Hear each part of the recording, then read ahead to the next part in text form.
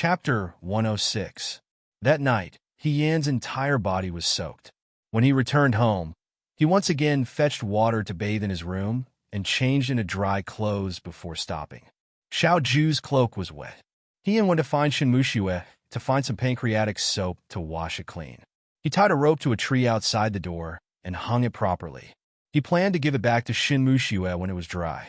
It was a bit of a hassle, but the good intentions of the group of Liang Province Guard instructors were not completely wasted. When he woke up the next day, Yan only felt that his entire body was free of worry. The morning was warm and comfortable. The hot springs could cure illnesses. It wasn't nonsense. She quickly climbed out of bed to freshen up and hurried up. When it was time to eat, she saw the people of the vanguard training their paces on the practice field. Lei Ho stood at the very front. The vanguard battalion and the normal recruits were already differentiated in terms of their clothing. The normal recruits only had 2 sets of clothing, one red and one black. In spring and summer, they wore unlined clothing. In autumn and winter, there was a thin layer of cotton sewn between the layers. Other than the belt, the clothing didn't have any other adornments. The cut wasn't very fitting. The large clothing would have the sleeves rolled up. For those who were slightly fatter like Hong Shan, the clothing would be stretched taut, as if it would tear apart at any moment. The people of the vanguard battalion wore dark blue riding uniforms. The fabric was much finer than theirs. It also seemed to fit them very well. This group of people were the 1,000 most outstanding people chosen from the Liang Province Guard. Each of them had an imposing appearance. Standing there, they made people feel intimidated. Lei Ho was born tall and outstanding. When he wore the riding uniform, it seemed as if it was tailor-made for him. Yesterday, he heard the instructors say that his performance in the Vanguard Battalion was also very outstanding. It was probably because of this that the instructors had him stand at the very front of the line. Thus, he was awe-inspiring and particularly eye-catching. Yan was entranced by the sight. Suddenly, Hong Shan walked up behind him. Seeing this scene, he patted his shoulder. "What's wrong? You don't feel good?" "No," Yan said.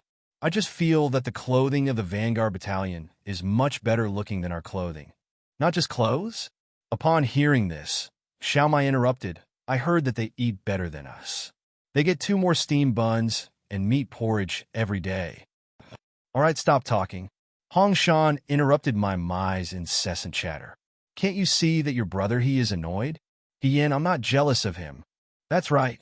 Xiao Mai was afraid that Yan would be sad, so she added, "He was defeated by He Ge. What's so great about him?" Yan smiled. Just as he was about to speak, Lei Ho seemed to have noticed their gazes and turned his head. When he saw Yan, he was startled, but he quickly shifted his gaze and focused on training. "This kid is pretty wild." Hong Shan sighed. "Incredible."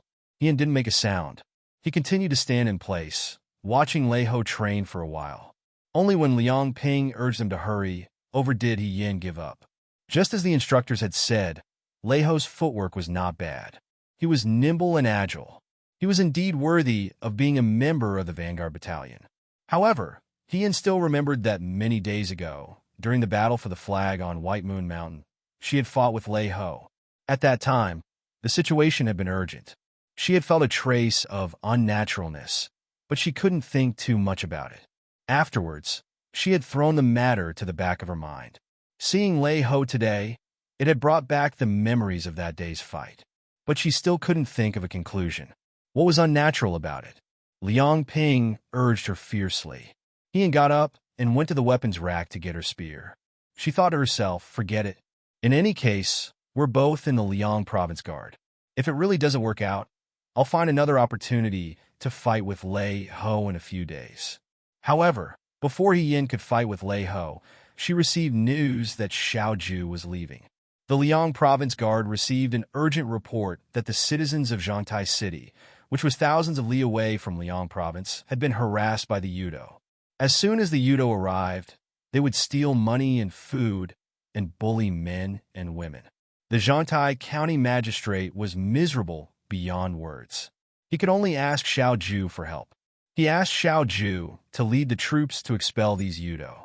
The Yudo country had bowed its head to the Dewei long before the previous emperor had been on the throne, paying tribute every year. However, ever since the current emperor ascended the throne, the Yudo had been restless. After the southern barbarian and western Chong rebellions had been quelled, the Yudo had also been quiet for a period of time. However, for some reason, they had become more aggressive and dared to directly harass the citizens at the border. The emperor was magnanimous and turned a blind eye to the Yudo's actions. In addition, there was Prime Minister Su's faction in the court that supported peace, so the other generals did not dare to take on this hot potato. It was probably because of this that the Zhangtai County magistrate sought help from Xiaoju in Liang Province. Commander-in-Chief, when are we leaving?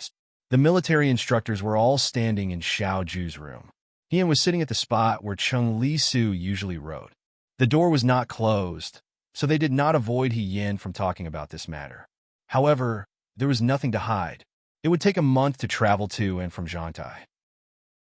If Xiaoju was not there, it would be noticed. Tomorrow. So early? Liang Ping was surprised. But the army has not had time to tell the vanguard. No need, Xiaoju said. I don't plan on bringing them. The instructors looked at each other, but Yin was not surprised. Even though the new recruits of the Liang Province Guard had been training for more than half a year, they had never been on the battlefield. Rushing to Zhangtai after a long journey and then fighting with the Wutuo people in Zhangtai was not the best plan.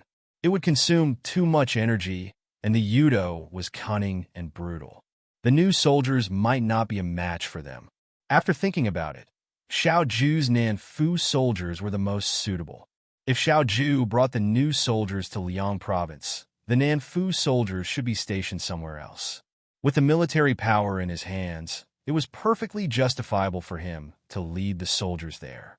If he received good news, the emperor would be happy and reward him with something. She could also follow him and become an immortal. Thinking about this, he nodded secretly. He felt that Xiaoju's decision was very good. He also told the military instructors what they needed to pay attention to in the coming days. When it was late at night, they all left. Xiaoju stood up from the table and walked to the door. He reached out to lock the door. Unexpectedly, someone blocked him from behind. Tian's head poked out from behind the door. "What are you doing?" he asked. Tian did not let him close the door. He tilted his head and looked at him. "Commander-in-Chief, are you leaving tomorrow?" Xiaoju ignored him and closed the door. Tian's body was half stuck in the door. He could not close it, so he simply ignored it and walked into the room.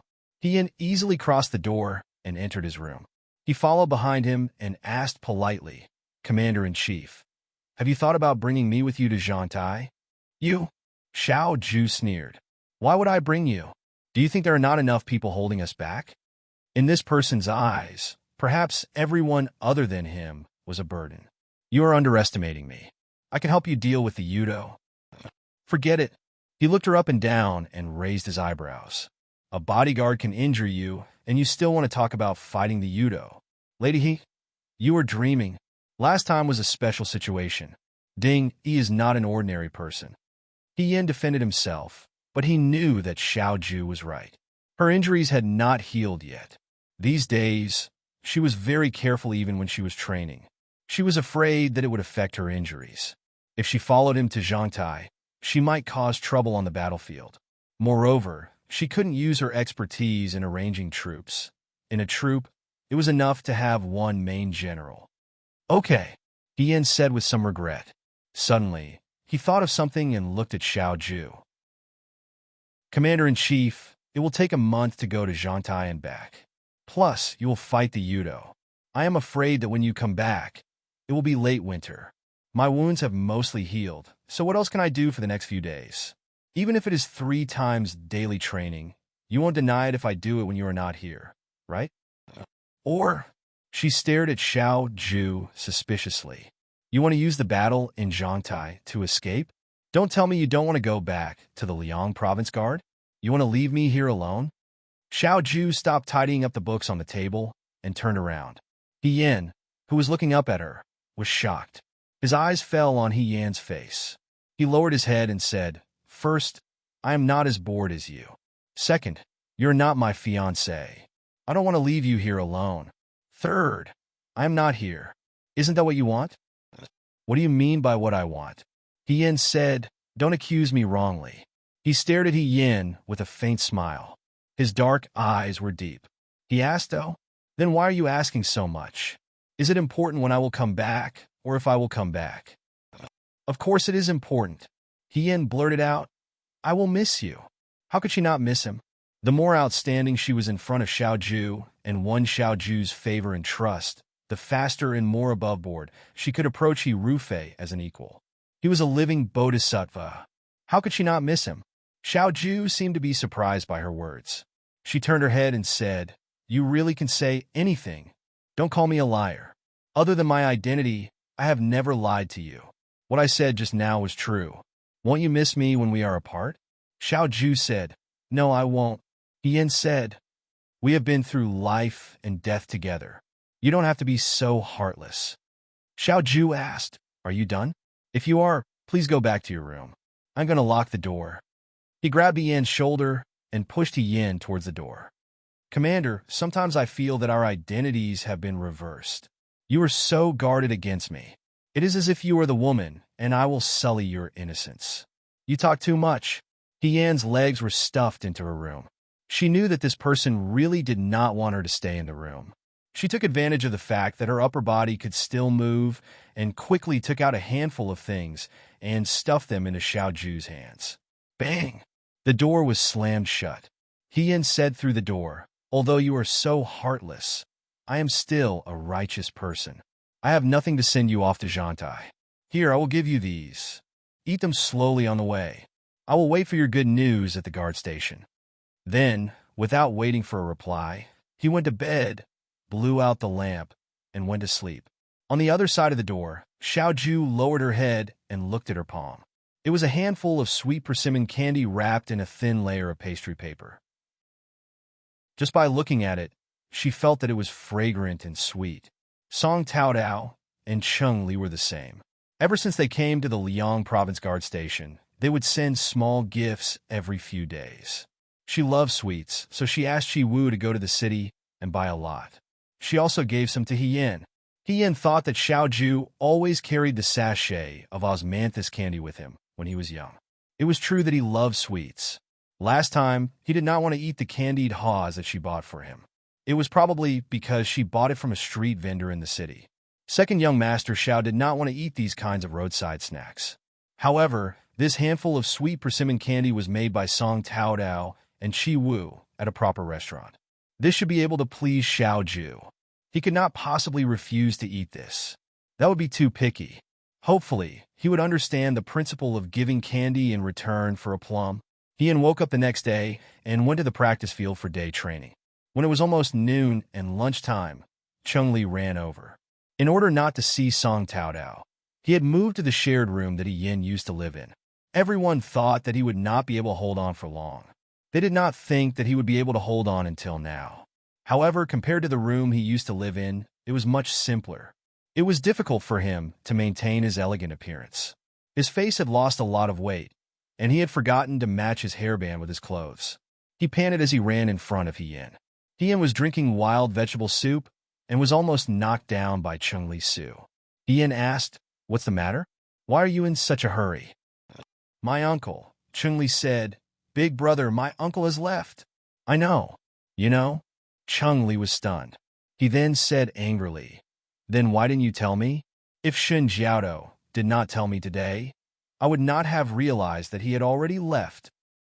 "He has already left?" He Yin was also slightly surprised. When she woke up in the morning, she did not pay attention to Xiaoju. She thought that Xiaoju would leave later. She did not expect him to leave so early. He probably did not want to disturb anyone else.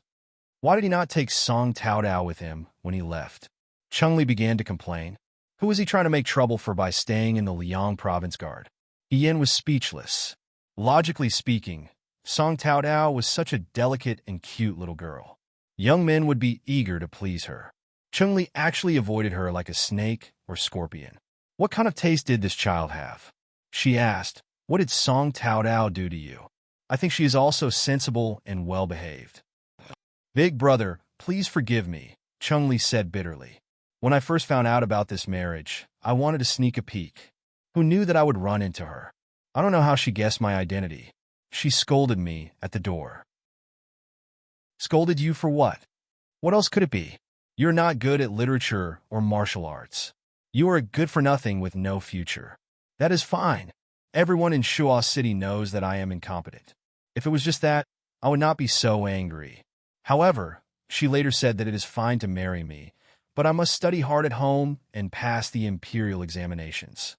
In the future, when I enter an official's career, I must strive to reach the top. If it is really difficult to study, I can also take the path of the military examination. In the end, I must be a hardworking person. How can there be such a vicious woman in this world? Speaking of this matter, Chung Lisu's resentment soared to the sky. My beloved miss must also be like me, not fighting for other people's business, free and unrestrained, free from the dust of the world, enjoying wine together, making fun together just like me. If I really get together with her, what is the difference between spending the rest of my life in prison? Therefore, big brother, don't say anything good about her. I am really scared and do not want to live that kind of life. Ian did not know what to say even if he wanted to persuade him. Sometimes, when two people interacted, love at first sight was one thing, and not getting tired of each other was another. You hoped that he would be determined and hard-working, but he would yearn for the clouds and wild crane. They were not the same type of people, but they wanted to be together. Even if it was hard to notice at the time, time would tell.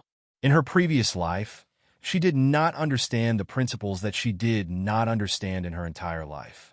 She was not as clear as the two children. If you really don't like her, then think of a way to cancel the engagement. You don't have to be so picky about her. Being friends is good enough. Ian thought for a moment before speaking. Forget it. Chung Lisu waved his hand, as if he did not want to talk about it. I really can't be friends with her. Our views are different. Ian changed the topic and asked Chung Lisu if he wanted to move to Xiao Ju's room, since Xiao Ju had left. Chung Lisu unexpectedly refused and only said that he wanted to be as far away from Song Taodao as possible. It was as if he was avoiding the plague.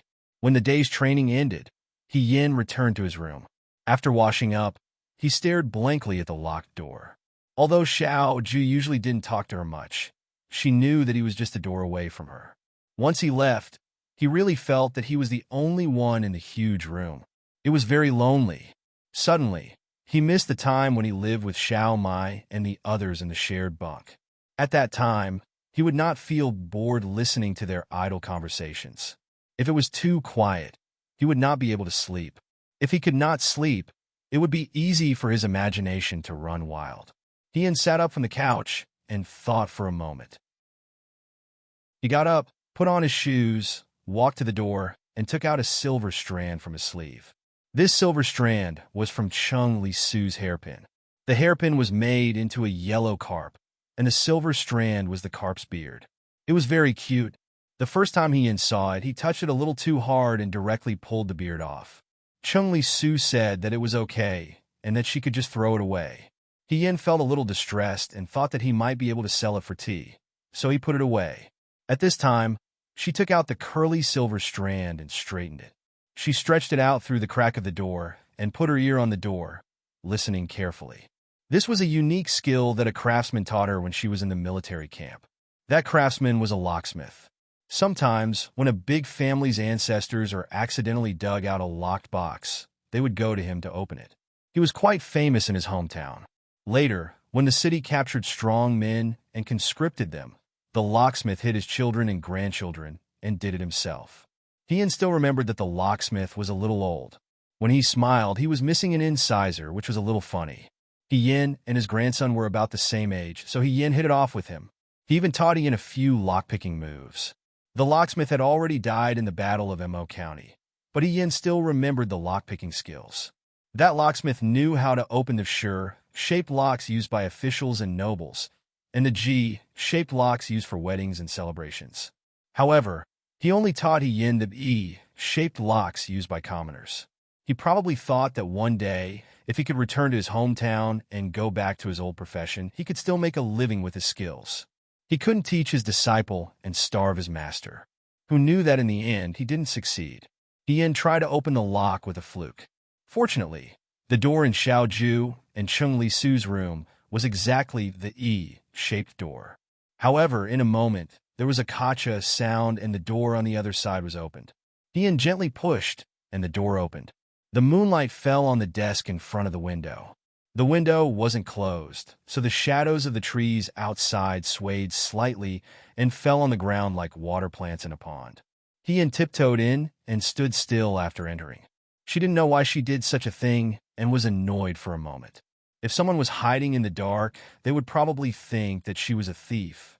She wasn't here to steal anything, and it wasn't her first time in Xiao Ju's room. She opened the door because she couldn't sleep and was bored to death. However, since she was already here, it would be a pity to leave now. Ian looked around and saw that Xiao Ju's drinking sword wasn't hanging on the wall. There were 2 or 3 books scattered on the table. Ian leaned over to take a look and saw that they were all military books. He didn't take his guqin and hid it to the side. Under the moonlight, it glowed like a rare treasure. Xiao Ju's room wasn't very luxurious. In fact, compared to Chung Li Su's complex room, it was a bit too simple, so much so that it felt a bit bleak. However, Ian remembered that second young master Xiao used to be very particular when he was at Xian Chongguan. The room that he lived in was even more luxurious than Shibao's room. The floor was covered with a blanket, and it didn't feel cold at all in the winter. He seemed to be afraid of the cold. When the weather turned cold, he would always wear brocade clothes and a fox fur coat. However, this room was cold and not as warm as it used to be. What did he go through all these years to become the commander-in-chief of the Right Army? Ian thought about it and unknowingly walked to the table. Her fingers touched something, and she looked down. She saw that beside the pen holder, there was a handful of colorful granules. She picked them up and looked at them under the moonlight. They were the persimmon gummies that she had stuffed into Xiao Ju's hands yesterday. The gummies had been outside for a long time and were not as soft as before. The sweet smell also seemed to have faded a lot. Yin counted them. Not a single one was missing. He didn't touch them and just left them here. He didn't try 1 or 2 and didn't bring them to Zhangtai. Why was that? Even if it was because he thought that the candied gummies were too crude or because of second young Master Zhao's pride, it was fine if he didn't want them. These gummies were made by a pastry chef in a restaurant in the city. Although they weren't delicacies, they were definitely not crude. She had stuffed them into Xiao Ju's hands and closed the door last night. No one saw whether Xiao Ju had taken them or not and what his reaction was. However, if he really liked sweets, he wouldn't have left them here. She could almost see him casually throwing the gummies on the table and not even looking at her. Was he afraid that she had poisoned them? Or had Xiao Ju's taste changed over the years? There was no answer to this question. Ian pondered. Suddenly, she felt something sweep across her face, bringing with it a slight coolness and moisture. It was furry. She looked up and saw salt-like things fluttering down from the outside, flying with the wind to the front of the table. It was late at night, and the sound of bamboo breaking could be heard. She took 2 steps forward. Through the window, she could see the towering Mount Baiyue in the distance. The moonlight was cold and distant, falling on the wilderness and dancing with the snow in front of her eyes. "It's snowing," she said quietly in her heart. It turned out that the winter snow of the Liang province guards had arrived so early. Chapter 107. It was winter and the weather was very cold. Winter in Liangzhou was colder than the capital. During the day, it was still okay as they could warm their bodies during training. However, at night, it was extremely cold. The amount of firewood in the basin was far from enough. The number of soldiers who went to Wulu River to bathe also decreased. They all went to boil water to bathe themselves. Ian was the same. In the blink of an eye, Xiao Ju had been gone for more than half a month. She estimated that Xiao Ju should have reached Zhangtai by now. However, the instructors did not talk about this on a daily basis. Ian also did not know the situation in Zhangtai. She still trained with the new soldiers every day. However, because her body was not fully recovered, she could not follow Xiao Ju's triple daily training. On this day, Yin and the new soldiers were training in the martial arts field. When it was almost evening, the training ended. Yin talked to Hong Shan and a few others. Hong Shan rubbed his hands and blew into his palms. "Hey, do you feel that it is too cold these few days?" "It's okay," Ian replied. When she was in the Fuyue army, She had fought in the winter near the river. The tents were set up by the river. At night, the wind was biting cold, and there was no firewood to burn. The soldiers slept together at night to ward off the cold. That was what it meant to be truly cold. You young people can withstand the cold. Hong Shan sighed and looked in the direction of Baiwa Mountain. Why does it snow in Liangzhou every day? It lasts for an entire night. Yin followed his gaze. Baiwa Mountain in winter was not as green as it was in summer. At a glance, the mountain was covered in white snow. The new soldiers went up the mountain every few days to chop firewood. They could not go further up the mountain. The higher they went, the thicker the snow. It was not safe. Actually, this weather is the best for hunting. Xiaomai came over and said, "Big brother and I used to soak food in wine during the day and throw it beside the cave. There was nothing to eat during the winter. We ate rabbits and foxes when we saw them. When we went out at night, there was prey all over the ground. It was effortless and simple. The White Moon Mountain is so big, there should be a lot of rabbits and foxes." He licked his lips. "Stop," Yin urged. "I think you'd better give up on this idea. The terrain on the mountain is complicated, and the snow is thick. Don't become a rabbit before the rabbit is hunted." "Aga really looks down on us," Xiaomai muttered. As they were talking, they saw a group of new recruits coming down from the end of the horse path that led from the martial arts practice field to Mount Baiwei. Walking in the middle was the female doctor, Shinmu Shue. She was wearing a moon-white coat and skirt, with an apricot-colored long cloak embroidered with plum blossoms draped over her shoulders. Her hair tie was also plain white. As she slowly walked out of the snow-colored sky, she looked even more beautiful and fairy-like. Hong Shan stared blankly at her and said, "I can't believe there is such a woman in the world. She's so beautiful and kind-hearted." On such a cold day, a weak woman went up the mountain to gather medicine for the injured. Only a fairy could be so compassionate. Finally, he asked Yin, "Don't you think so?" Yin said, "That's right." Every few days, the new recruits took turns going up the mountain to gather firewood. Shimushua would also go with them. There were some medicinal herbs on the mountain that could be found during the winter. There was a shortage of medicinal herbs in the garrison, especially during the winter. Some of the soldiers caught a cold, and it was difficult for them to recover in a short time. Shinmushu ordered someone to boil some medicinal concoction to expel the cold. She filled a wooden bucket with the concoction and gave everyone a bowl. After drinking the concoction, it would be hot and sweaty. It was very good for the body. She didn't look as sturdy as Yin. She was gentle and weak. It was very rare for her to be able to go up the mountain with the new recruits on such a cold day. "Who's the recruit behind her?" Shirtu asked with a frown. Everyone looked over and saw that the recruit behind Shinmushue had a person lying on his back. This person wasn't wearing a uniform, so it was obvious that he wasn't a recruit from the Liang Province Guards. They hadn't said anything yet, but curious recruits had already rushed over to find out what was going on. Not long after, some of the recruits who heard the news came back and told their companions what was going on. Yin listened carefully and heard someone say, "That person is a hunter from the other side of the mountain. His family is so poor that they don't have enough food to eat, so he took the risk to come up the mountain to hunt. In the end, he was trapped by the snow.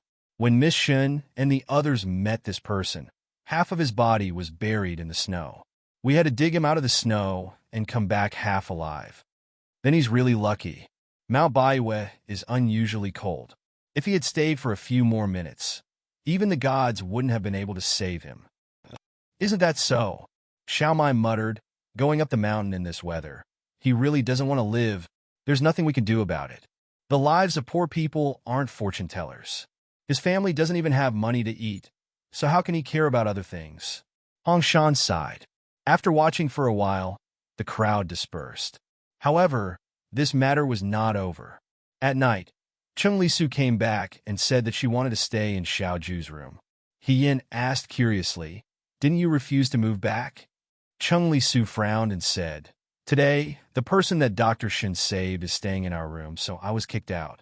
I can't let him stay in Uncle's room. When Uncle comes back, he'll beat me to death. Forget it. I'll reluctantly stay here for a few days. After he leaves, I'll move back. Brother He, can you accompany me back to get the boxes tomorrow?" I can't move them alone. Of course, but I'm afraid that you won't be staying here for a few days. It'll be a long time. Hien shook his head. Why? Hien smiled and didn't answer. However, Chung Lisu soon knew why Hien said that. The next day, after the day training, Hien accompanied Chung Lisu back to get the boxes in the shared room. They just so happened to run into Shinmu Shue, who was applying medicine to the hunter they saved yesterday. Hien looked at her hands. Other than some medicine to replenish energy and medicine for frostbite, there was also some medicine for external injuries. Hien asked, Miss Shun, is that person injured? There are wild beasts in the forest. He encountered a bear and was attacked by it. When he was trying to avoid it, he fell off the cliff and was buried in the snow. There are some external injuries. Chung Lisu asked, then his injuries are very serious? Will he have to stay in the Liang province guard for a long time? It'll be a long time before I can move back. Young Master Chung, Shinmu Shue said helplessly, even if his injuries are healed, he can't leave the Liang province guard for now. He came from the other side of the mountain. Right now, Baiyu Mountain is sealed off by the snow. I'm afraid that he will have to wait for the snow to melt or for sunny days before he can go up. If we let him go back now, he will only freeze to death on the mountain again. When Chung Lisu heard this, she almost jumped up. Then won't we have to wait an entire winter? When second young master comes back, perhaps there will be another way. Shinmu Shue comforted her. Hien noticed that when Shun Mushue said Xiaoju, he didn't call him commander-in-chief, but second young master. It wasn't a master-servant relationship. Instead, it seemed like they were very familiar with each other. While he was thinking, they arrived in front of the room. There was no one else in the room at the moment. After training in the practice field, everyone had gone to eat and rest. Hien used to lie on the edge of the wall, but now there was another person lying down. He wore a thin shirt and wrapped the blanket tightly around him. He seemed to be very cold. Shinmu Shue placed the medicine tray on the table and turned around to call him. Hu Yuanzhong? When the person lying on the bed heard this, the blanket moved slightly. After a moment, he supported himself on the bed with both hands and slowly sat up. He was a man about 30 years old.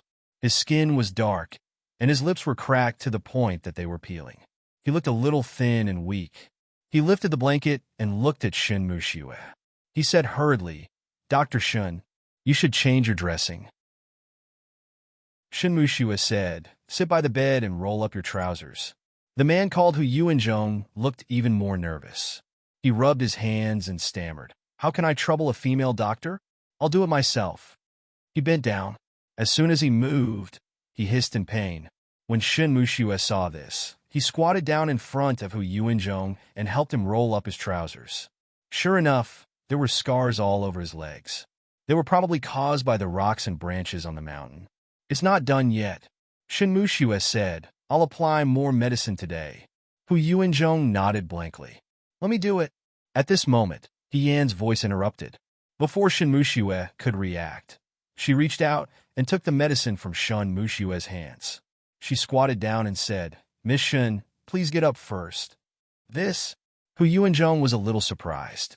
This little brother, my name is Hien. The bed you're sleeping on now is mine. Miss Shin is a girl after all. It's not convenient for you.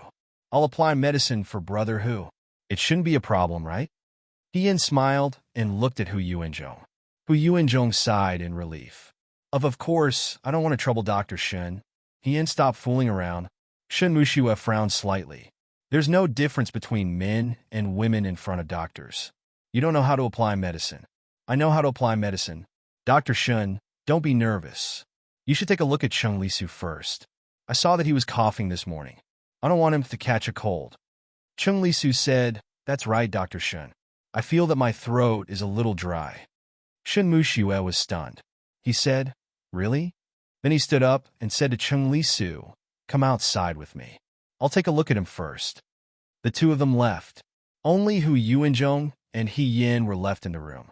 Hien first helped him clean up the blood that had seeped out from his leg, then applied a thin layer of medicine on his wound. He asked, Big brother Hu, your injury is a bit serious. Does it hurt a lot? It's okay. Hu Yuanzhong said, it's just some external injuries. Although he said that, he said it through gritted teeth. It looked like it was very difficult for him to speak. Hien stopped what he was doing and used a little more force. Hu Yuanzhong cried out in pain. Ah, I'm sorry, Brother Hu. Yin was embarrassed. I wasn't careful. It's okay, it's okay. Dr. Shun is still the most attentive. I'm a big man and clumsy. I've hurt Brother Hu. Brother Hu, please don't mind. Hu Yuanzhong forced a smile and said, Don't say that. Yin smiled and lowered his head to continue applying medicine. He snorted coldly in his heart.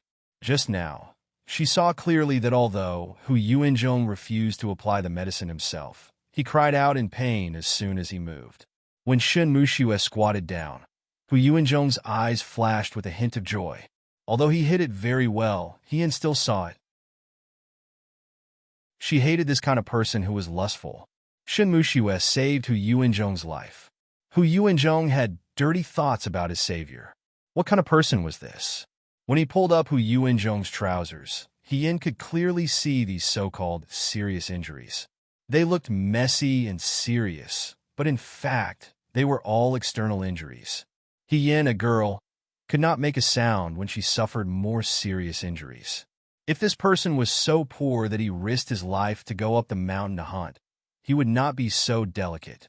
When a person was so hungry that they could not afford to eat, how would they have the mind to rack their brains for dirty thoughts? With just a few words, one could see Hu Yuanzhong's character. Shen Muxue was kind and pure. He was also a doctor who treated patients, so he did not care about these tricks. Yin, on the other hand, saw everything clearly as a bystander. He only felt uncomfortable in his heart. Big Brother Hu, what are your plans after you recover? Yin asked. Hu Yuanzhong scratched his head. I haven't thought about it yet. Why don't you stay in the Liangzhou guards? Soldiers have enough to eat. You won't starve, Yin joked. That's good too, Hu Yuanzhong said with a silly smile. He actually said that was good too? This time Yin was even more surprised. She was just casually teasing him, but Hu Yuanzhong actually agreed. He didn't even say anything like, this is too embarrassing. It could be seen that, firstly, he didn't feel grateful. Secondly, he never thought about his future plans.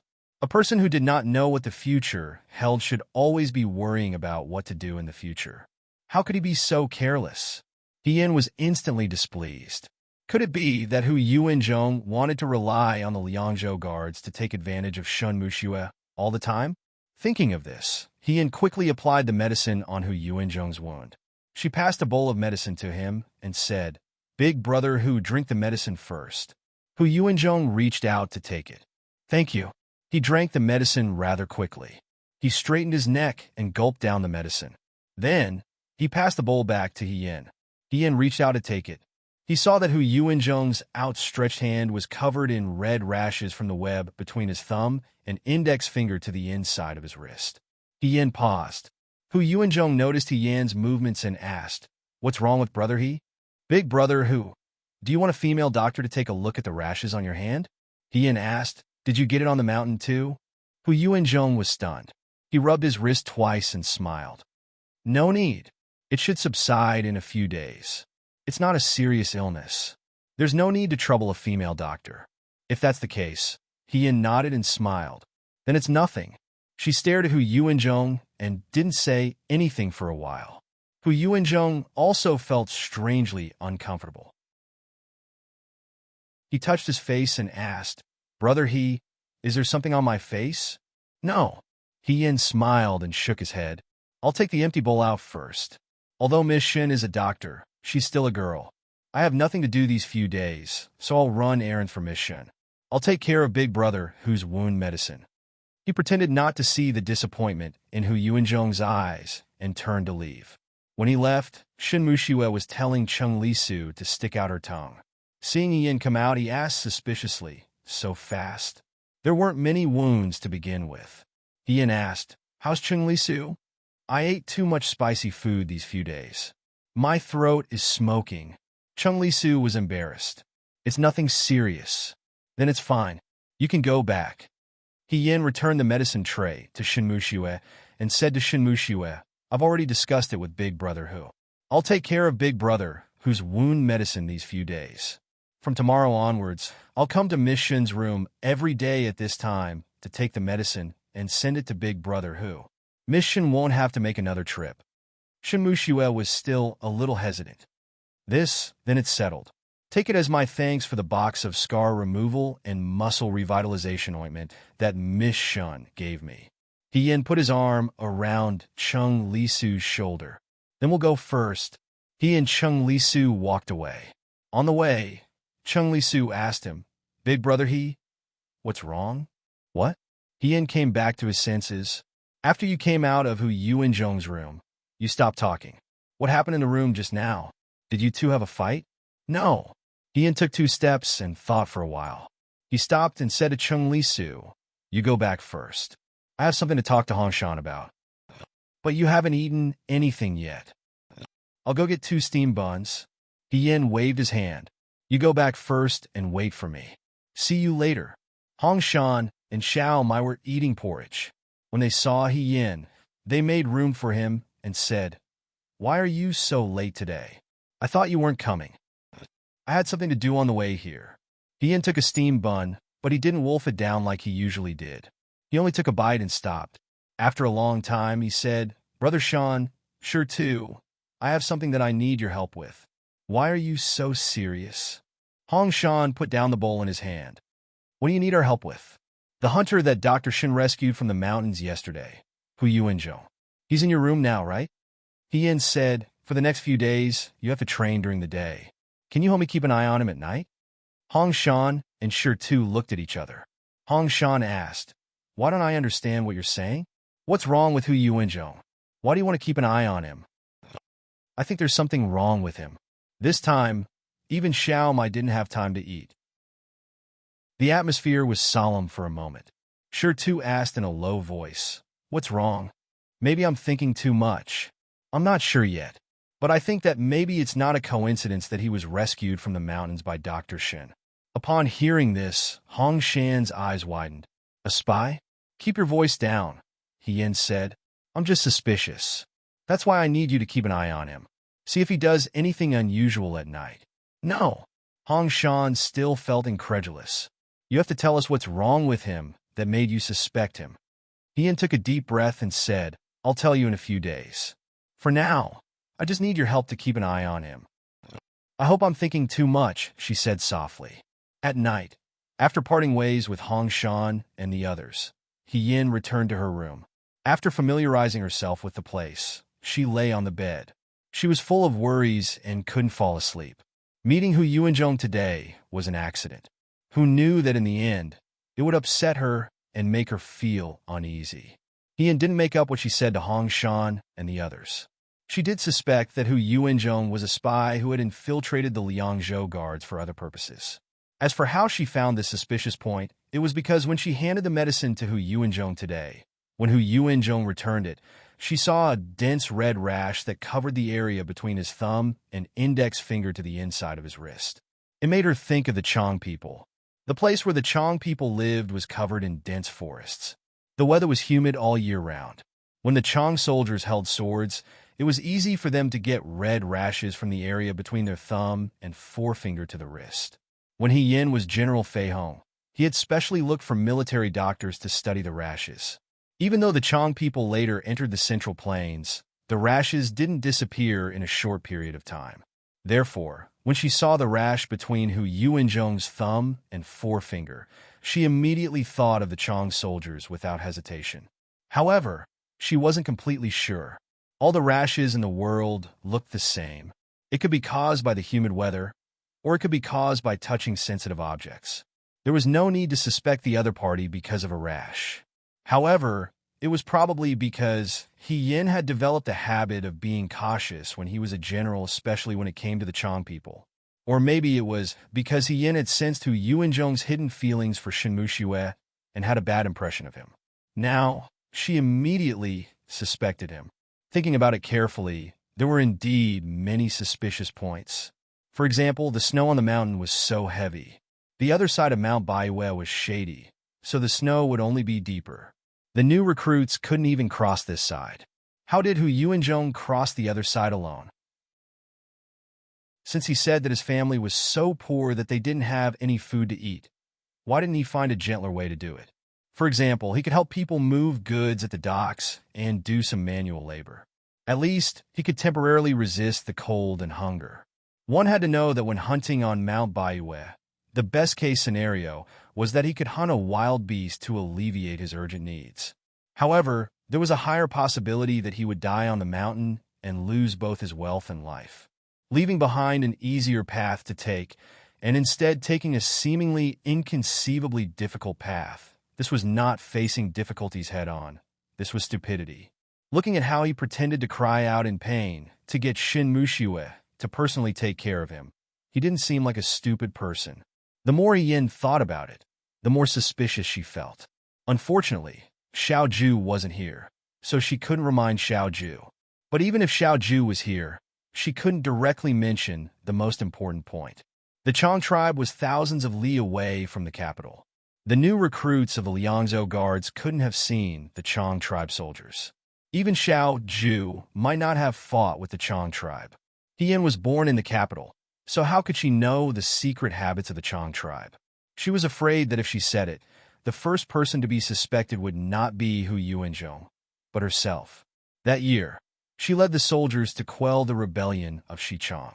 The commander of the Chang tribe, Rinmuji, died on the battlefield, and the rest of the Chang tribe surrendered. The next few years were peaceful.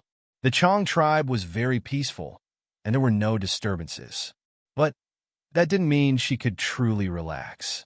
If this really was a Chang person, an ordinary unarmed and defenseless commoner, how could he have just so happened to ascend White Moon Mountain on this type of snowy day?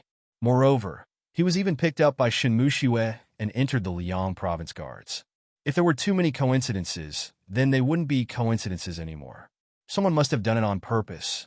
Now that Xiao Ju wasn't here, if there really was a conspiracy, how could she deal with it?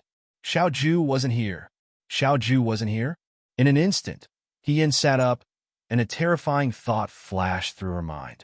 Why did this person come when Xiao Ju wasn't here? Could it be that the call for help from Zhangdai was also fake? Attack in the east, attack in the west. She had to memorize this rule in military books every day. How could she forget? At some point, the snow stopped. Yin looked out the window. The wind outside was calm, and the snow covered the ground. It was so quiet that even the sound of a pin dropping could be heard. But under this calm, there might be a shocking undercurrent, waiting for the right time to flood the heavens. Chapter 108. With so many things hidden in her heart, she couldn't sleep well at night. The next day, Yin woke up before the sun rose. After the morning training, she went to talk to Hong Shan. Hong Shan said, "Yesterday, Tu and I took turns guarding him for half the night, but we didn't find anything wrong." Yin looked at Tu, and Tu nodded at her. "Nothing happened the whole night?" "No, he slept more deeply than we did." Hong Shan looked at Yin suspiciously. "You're thinking too much. Hu Yuanzhong is just an ordinary hunter. I don't think there's anything wrong with what he said. His family is so poor. It's quite pitiful. Eigo, what's wrong with him? Why are you so suspicious of him?" Xiao Mai asked curiously. "What's wrong?" "In the end, it's just a rash between the thumb and index finger and wrist. It's not a big problem. It's just that he picked the time when Xiao Ju went out, which made her feel that something was wrong. She had been on the edge of life and death on the battlefield too many times. Sometimes the body can make more direct judgments than the brain." One of the old generals she followed often said, "Ordinary people's intuition may be wrong, but people like us, when it comes to danger, most of the time, it's true." She pondered for a moment and said, "Let me take a look." Hong Shan shrugged and didn't ask any more questions. In the evening, all the day training was over. Yin went to Shin Mushue's room to get some medicine, and then went to find Hu Yuanzhong. Hu Yuanzhong was alone in the room, looking down at a piece of paper.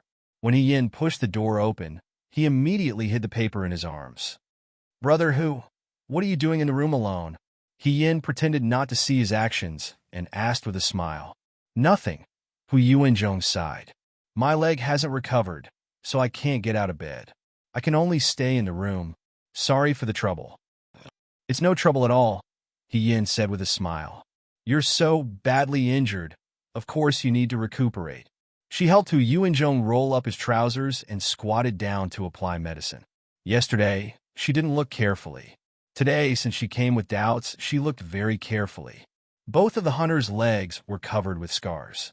The biggest one was probably caused by Shirtu. It was so deep that the bones could be seen. It was also the most serious one. I heard from Miss Shun that Big Brother, who encountered a bear when he went up the mountain. He casually asked, "Are there still bears in this season?" The bears of the White Moon Mountain were probably hibernating during the day. It was not easy for Hu Yuanzhong to bump into one. Yeah, Hu Yuanzhong scratched his head. I was unlucky. I didn't find the fox, but met the bear first. He Yin shook his head. How can you say that he's unlucky? Not everyone can escape unscathed after encountering a bear.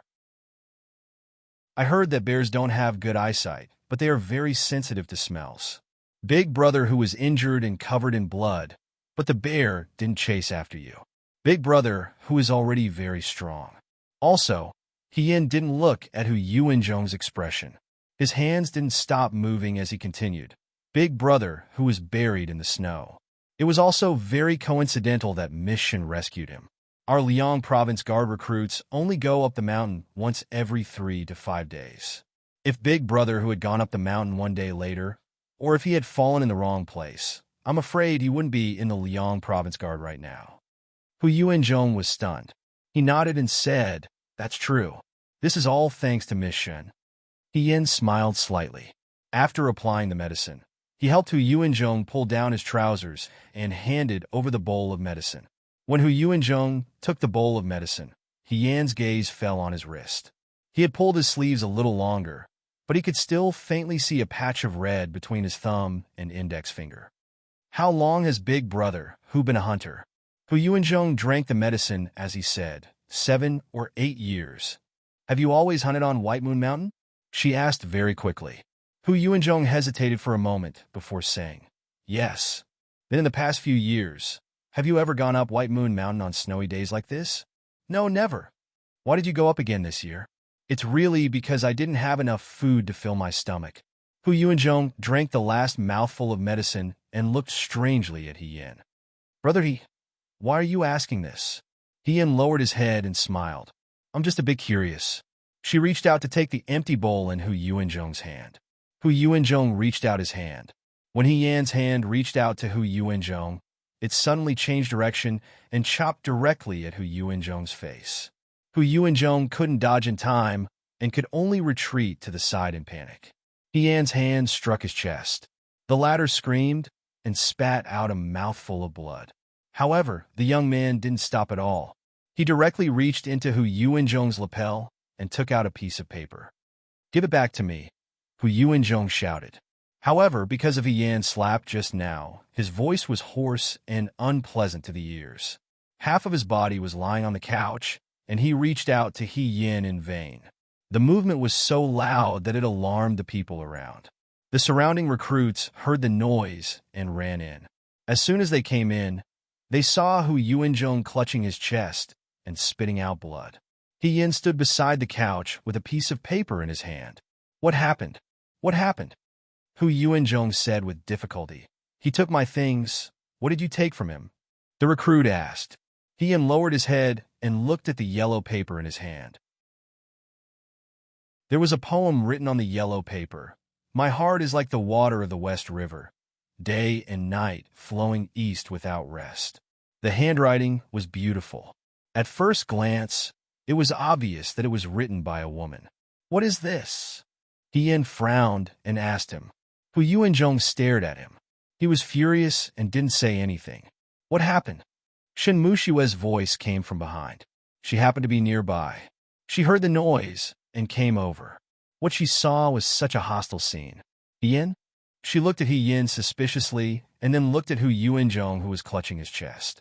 She walked to Hu Yuanzhong's side and asked in surprise, Why is your injury worse? Then she saw the blood on Hu Yuanzhong's lips. Who did this? Hu Yuanzhong stared at Yin. Shen Mushue frowned. Yin, what did you do? I just gave him a light slap. Yin smiled. I probably didn't control my strength well. Nonsense. He is still injured. How can he take your slap? Hu Yuanzhong struggled to get up and reached out a hand to Yin. His tone was still angry. Give it back to me. He Yin shrugged his shoulders and returned the paper with a love poem to him. "What is this?" a recruit asked. "What did you take from him?" Shin Mushue also looked over. Hu Yuanzhong said sadly, "This was written by my deceased wife. It was actually a relic of his deceased wife." "Yin, why did you take someone else's relic?" A recruit couldn't stand it. "No wonder he is so angry. I didn't know it was a relic. I was just playing with Brother Hu." Yin said shamefully, "Brother Hu won't be angry with me, right?" Hu Yuanzhong looked at Yin. He seemed to be angry, but couldn't vent it. In the end, he had to endure it and said, "It's okay. Don't do this kind of thing in the future." After that, he coughed violently again. He was extremely weak. Shin Mushue saw this scene, and his expression didn't look good. He only said to Yin, "Forget it. Yin, there is nothing for you to do here. You can leave first. I will still be responsible for Hu Yuanzhong's medicine. In the future, you don't have to come here every day." It was as if Yin was the god of plague. "Okay." Yin wasn't angry and answered with a smile. He glanced at Hu Yuanzhong and turned to leave. As soon as he stepped out of the room, the smile on his face disappeared. Just now, she did it on purpose. When people are in danger, they will instinctively react. Just like when Ding Yi tested her in Liangzhou City to see if she was really blind. If Hu Yuanzhong wasn't as badly injured as he appeared to be, he would naturally counterattack. But he didn't and took Yan's palm. If it was just that, it wouldn't be a big deal. But when Yan launched that palm, he also deliberately took note of it. The palm that she gave Hu Yuanzhong looked fierce on the surface, but in reality, she didn't use much strength. At most, Hu Yuanzhong's flesh would hurt, but he definitely wouldn't bleed. After all, Yin didn't want to kill anyone. If everything was just her thinking too much, wouldn't Hu Yuanzhong have suffered for nothing? Here was the problem. Yin was very confident in her control of strength. How could such a harmless palm make Hu Yuanzhong vomit blood? If she didn't misjudge her strength, then this person was lying. Yin thought that Hu Yuanzhong was lying. As for the love poem on the paper in his arms, it was even stranger. A person who carried his deceased wife's belongings with him was naturally a person with deep feelings. A person with deep feelings, when facing a beautiful female doctor, shouldn't have other thoughts. Yin looked at all of this as if she was watching a lame play. Unfortunately, even if she was full of doubts, she couldn't tell anyone about this. She was afraid that if she told others that the palm just now was a fake, they would think that she was avoiding responsibility and deliberately said it lightly. This was indeed a bit troublesome. She walked and walked. Before long, Xiao Mai and the others followed her. When they saw her, they first let out a sigh of relief and said in a small voice, "Ehigu, they said you beat Hu Yuanzhong. Is it true?" It had only been the time for a stick of incense to burn. How did the entire Liang province know? "It's true." "You're still suspicious of him?" Hong Shan frowned and said, "If you suspect that there's something wrong with him, we'll help you keep an eye on him." "Why beat him up?" "Do you know that right now, the entire Liang province guard is saying that you... You wanted to say something but stopped." Ian asked, "What are they saying about me?" "They're saying that Ehigu is using your strength to bully the weak, arrogant and despotic," Xiao Mai said. Yin was silent. Things had become even stranger. "Ehigu, what do we do now?" Xiao Mai looked at him worriedly. "Do you want to explain to the others?" "There's no need," Yin said, narrowing his eyes. Since this person had spread the rumors so quickly, he must have come for her. Explaining would be futile. Compared to explaining these meaningless rumors, she was more suspicious of Hu Yuanzhong's goal and how she could expose this person's flaws. "You guys continue to keep an eye on him at night," Yin said. "I'll keep watching." Xiao Mai and Hong Shan looked at each other, not saying anything else. Several days passed in a row. Everything was calm and peaceful. Nothing happened in the Liang province guard. Xiao Mai helped Yin keep an eye on Hu Yuanzhong every day, but she didn't find any flaws. On the other hand, Hong Shan and the others didn't sleep well at night. During training the next day, they were absent-minded with dark circles under their eyes and were scolded by Liang Ping several times. As for Yin, he wanted to personally see how Hu Yuanzhong was doing every day and see if he could get more information. However, Shin Mushue guarded against him like he was guarding against a thief. He strictly forbade He Yin from getting close to Hu Yuanzhong, fearing that He Yin would accidentally injure Hu Yuanzhong again while fooling around. Thus, after a few days, He Yin couldn't even touch Hu Yuanzhong's side, much less find any flaws. That night, He Yin walked to the training field alone. Because of his injury, He Yin changed his night training to once every 3 days. Xiao Ju had been gone for more than half a month, but there was no news at all. He Yin secretly asked Cheng Lisu if there was any news from Zhang Tai, but Cheng Lisu didn't know either. Originally, when Xiao Ju was here, he didn't think much of it. Now that he was gone, he felt that the Liang province guard couldn't do without him. Otherwise, if he revealed a little bit of this matter to Xiao Ju with his mind, he would definitely be able to figure out what was going on. Now that she didn't even have someone to discuss this with, it was really difficult. She walked over to the crossbow and was about to practice when she heard movement from the other end of the horse path. She looked up and saw a black shadow riding a horse toward Mount Baiyue. It was the middle of the night. How could there be someone going up the mountain? However, the weather had been good these past few days, and the snow on the mountain had melted a little, so it was easier to travel than in the past few days. He wanted to call for help, but the training field was too far away from the shared bunks where the new recruits lived. If he called for help, he wouldn't be able to catch up to this person. Seeing that person running farther and farther away and about to disappear into the darkness of the mountain forest, He Yin didn't care about anything else. He pulled out a horse from the stable, jumped onto it, and chased after the person. In the winter on Mount Baiyue, the soil was bitingly cold. Especially since the snow had melted, it was very easy for the horse to slip on the ground. The person in front of him didn't light a match and just moved forward under the starlight in the forest. He also couldn't see clearly, so he followed and couldn't overtake the person. He also knew the terrain of Mount Baiyue very well, so he looked for small paths to take. He wanted to lead Yin into a ditch several times. However, Yin had been here for many years, so he remembered the path much better than other people. Previously, he had been here once to fight for the flag, and then twice to chop firewood. He had already memorized the dangerous places, so he didn't fall for it. After a few times, that person realized that Yin didn't fall for the bait, so he turned his horse around and went in a different direction. Yin chased after him very closely. She suspected that this person was Hu Yuanzhong, but why did Hu Yuanzhong go up the mountain in the middle of the night? He couldn't have taken advantage of the dead of night when there was no one around to cross the mountain ridge and go home.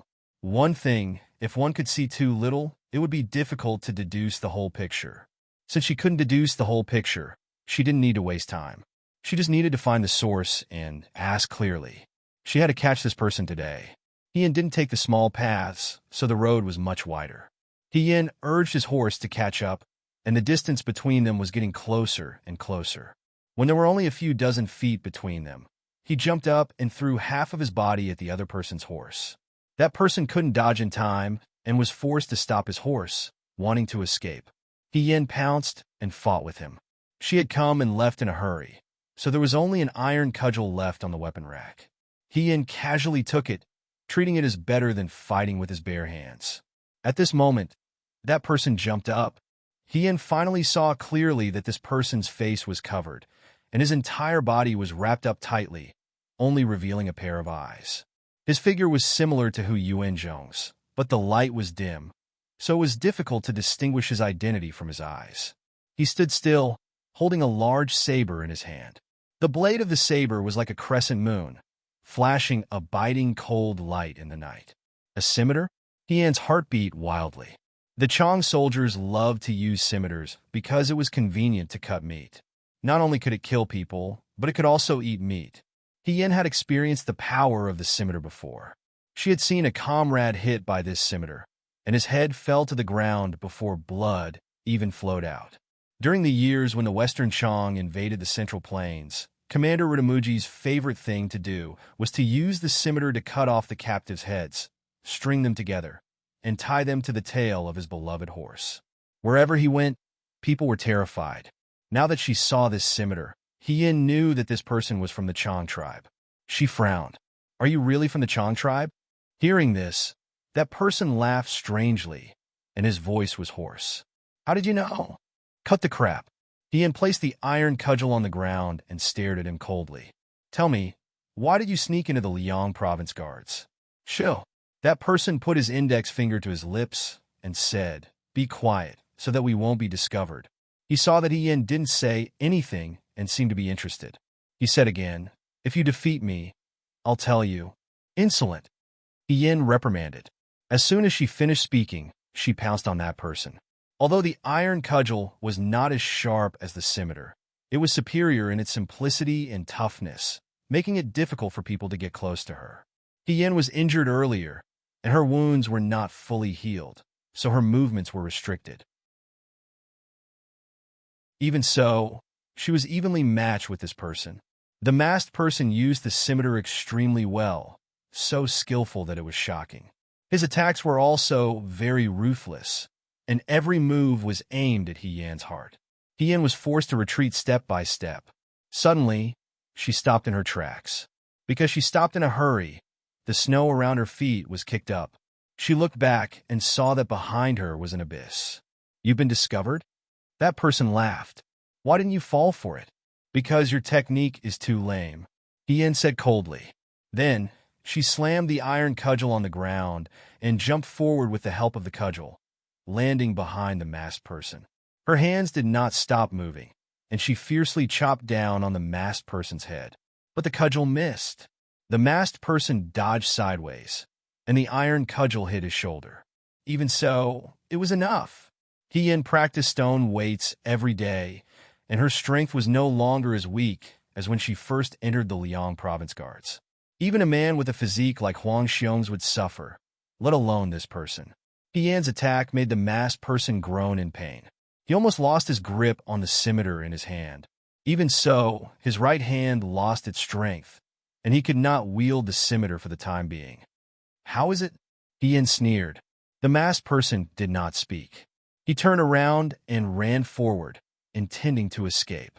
Yan frowned and followed closely. Her endurance and physical strength were amazing, and she ran fast enough. For a moment, the masked person could not get rid of Yan. As long as he caught up with this person and took off his mask, he would be able to find out his identity. Both the witness and the material evidence were gathered. If it was really Hu Yuanzhong, Shenhan should be able to interrogate him and find out what they were planning to do in the middle of the night. Just as he was thinking, he suddenly saw the person in front of him stop. He shouted at Yan, "I have a gift for you."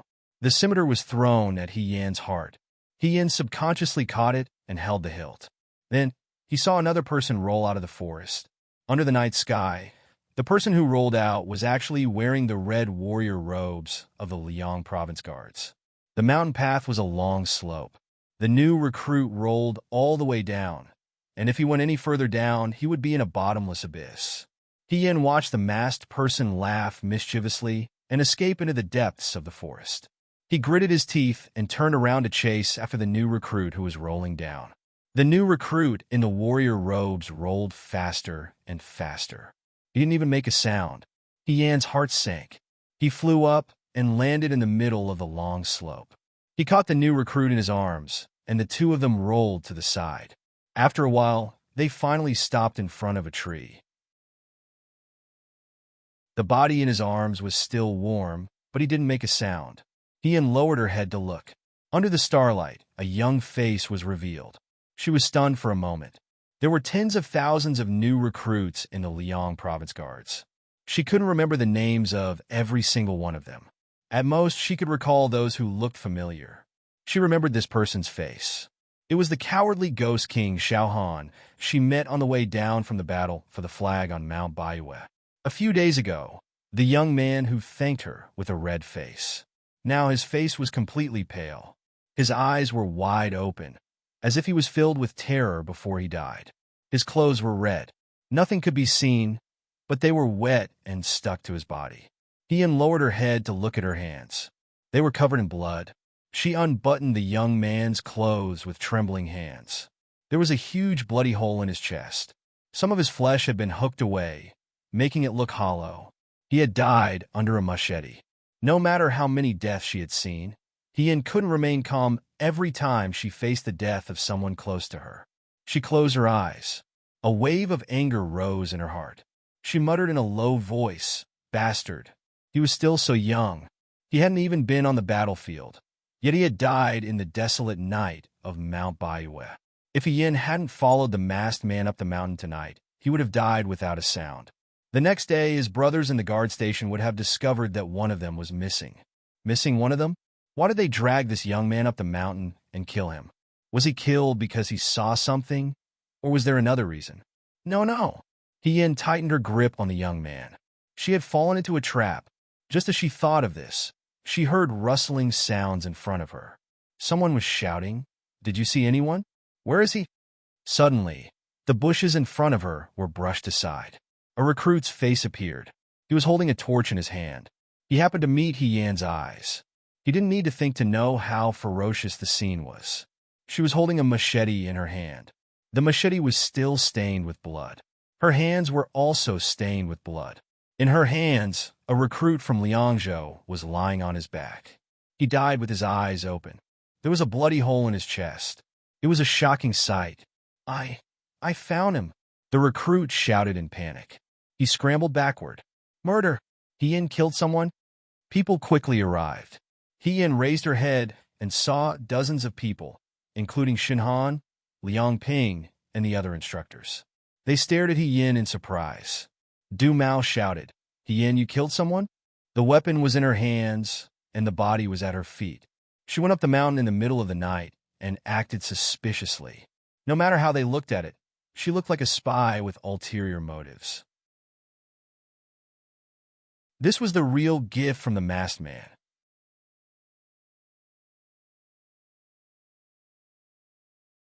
Chapter 109. I didn't kill him. Yin stood up and faced them. The recruit who first discovered Yin pointed at him in fear and shouted, "If it wasn't you, then who was it?" At night, I went to the martial arts field to practice my crossbow. I accidentally saw someone riding a horse towards White Moon Mountain. The situation was critical, so I followed him. I fought with him for a while, but he ran away. Before he ran away, he threw this brother down.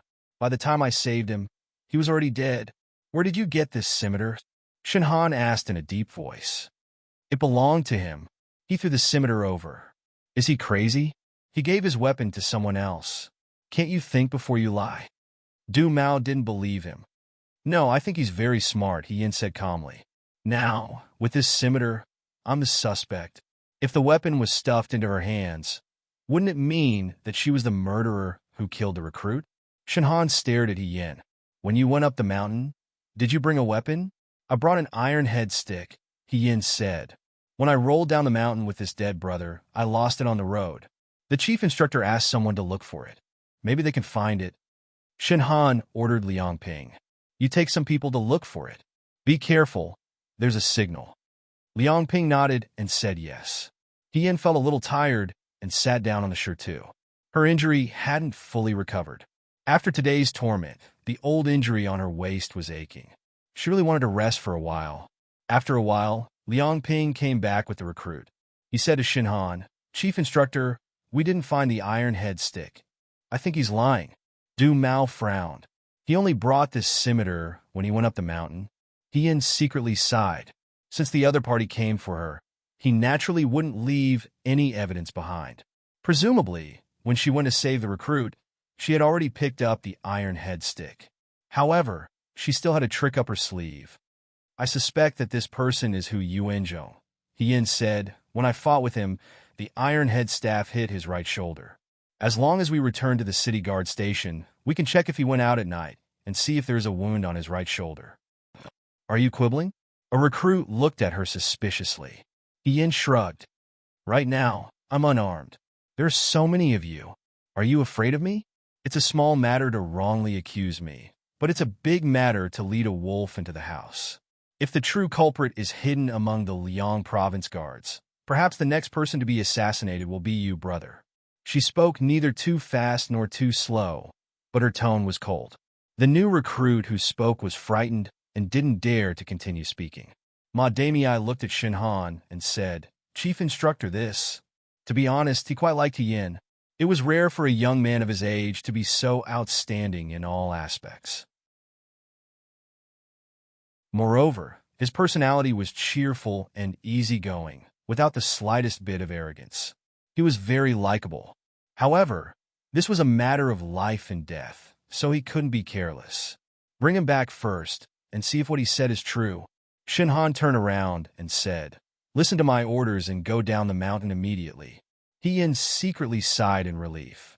Fortunately, Shinhan was reasonable and didn't kill him with one blow. When they went down the mountain, the atmosphere was a bit gloomy, perhaps because of the death of one of their companions. Hien asked Ma Damii, "Instructor Ma, why are you going up the mountain?" Ma Damii had a kind smile on her face and always treated Hien kindly. Even at this time, she still patiently answered his question. A recruit woke up in the middle of the night to go to the toilet and saw someone riding a horse towards Mount Baiue. He told the chief instructor, and the chief instructor told us to go up the mountain to investigate. Before we came, we didn't know it was you. Wasn't this the same process as when she chased after the masked man? Hien faintly felt that something was wrong, but he didn't say anything. Since you said you fought with the masked man, Ma Damii asked, how was his skill? Very good. If I wasn't injured, I could have caught him if I delayed a little longer. However, this person is cunning and cruel. He used the corpse of his comrades to lure me away and escaped by himself. Hien became angry when he talked about this. Today's incident was all arranged by him. Ma Damii smiled and asked in an ambiguous tone, "Young man, although I have always admired you, I have to ask you one thing. What's so special about you that the masked man would go around in such a big circle to slander and scheme against you? What's so special about me?" Hien carefully thought about it. She was kind to people and had no conflicts with the recruits of the Liangzhou guards. It was just a few days ago when she quarreled with Hu Yuanzhong. Hu Yuanzhong should be the only person in the Liangzhou guards who was hostile to her. But what did she do? She never directly asked about Hu Yuanzhong's background. At most, she asked him a few questions in a roundabout way.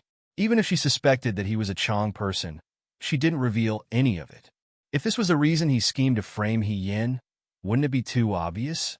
Thinking about it, he finally went down the mountain and returned to the Liangzhou guards.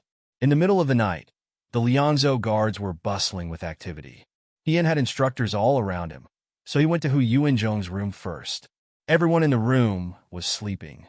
When the instructors told him to get up, he was a bit confused. Xiaomai groggily called out, "Why are you up so early today? It's not even time yet." When she saw who it was, she was so shocked that she almost put on her shoes the wrong way. Hien didn't hesitate and looked towards the wall. With just one look, his heart sank.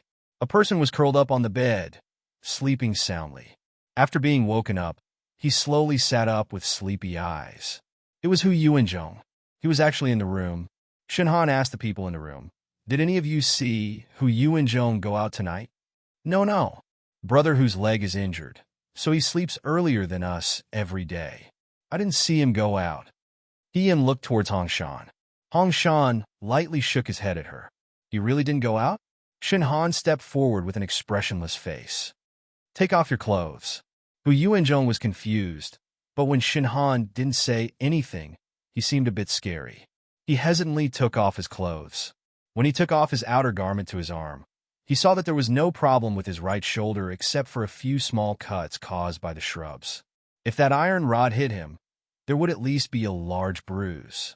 But there was nothing on his right shoulder. It wasn't him. Hien widened his eyes. Not only did he not relax, but his face became even uglier. This was an elimination. It was unknown what role Hu Yuanzhong played in this, but since there was no problem with him, it could only mean one thing. He wasn't just one person. There was a traitor in the Liangzhou guards. That was why this show was so perfect. "Shin Jiaodo," she said coldly. "That person is probably in the Liangzhou guards right now. Hurry up and take people to investigate. I think the most suspicious person is you." A head instructor stared at her and said, "Earlier, you said that Hu Yuanzhong killed him and called us back to check on his injuries. Now that Hu Yuanzhong has been cleared of suspicion, you want to change to another person. What is your purpose in stalling for time like this?" "I'm not lying." Hien frowned. "As long as you investigate the entire Liangzhou guards, you will know that I'm not lying." "Shut up!" Shinhan shouted. The arguing stopped. Hien looked toward Shinhan. "Shin Jiaodo, you don't believe what I said?" I only believe my own eyes. Shinhan said, Come, take her to the dungeon. Yin, you can lock me up, but you have to investigate the truth. Otherwise, the Liangzhou guards will be in big trouble. You're already like this, and you're still cursing people. A head instructor said angrily, You're too arrogant. Yin was taken away. The rest of the people in the room wanted to ask, but didn't dare to. Xiao Mai and the others had cold expressions. Hu Yuanzhong asked curiously, Xin Jiao, what happened? Did someone die? Shinhan didn't say anything. He turned around and walked out of the room. The head instructors who followed him out had serious expressions. Liang Ping hesitated for a moment and asked Shinhan, Head instructor, how do you plan to deal with Yin? After all, he was a soldier under his command. Liang Ping didn't want to believe that Yin had ulterior motives. However, there were witnesses and evidence. Even if he wanted to exonerate him, he couldn't find a reason. This is a serious matter. Yan's identity is also not ordinary. Shinhan said in a low voice, Lock him up first. We'll talk about it when the commander-in-chief comes back. Yes. The dungeon of the Liang province guards wasn't big, but it was dark and damp. Because it was winter, people would feel bone-chilling cold when they entered. There was no bed, so they could only sleep on the floor covered with straw. The quilt was also a thin layer of cloth. There were a few holes in it. It was unknown whether they were bitten by rats or something else. Yin sat on the floor and looked around. There was no one else in this dungeon other than her. The lock of the dungeon was specially made. It wasn't as simple as the one in her and Xiao Ju's room. With one look, Yin knew that she couldn't open it. After being reborn, she didn't even have the chance to show off her skills before she was sent to prison. She should have sighed and lamented, but at this moment, Yin wasn't in the mood. She was now certain that there was a traitor in the Liang province guards. That traitor probably had his eyes on her for a long time. That was why he knew that she went to the martial arts training field every 3 nights. Because of this, it was easy to arrange for people to wait on the horse path and lead her up Mount Baiyue. Whether it was going up the mountain at night or killing the new soldiers, it was all to accuse her of conspiring against the law.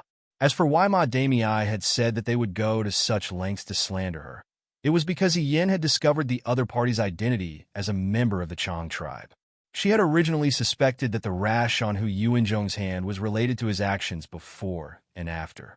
Later, when she met the masked man on Mount Baiyue, he held a scimitar. It was also a blade technique that the Chang soldiers used. She was 80% certain.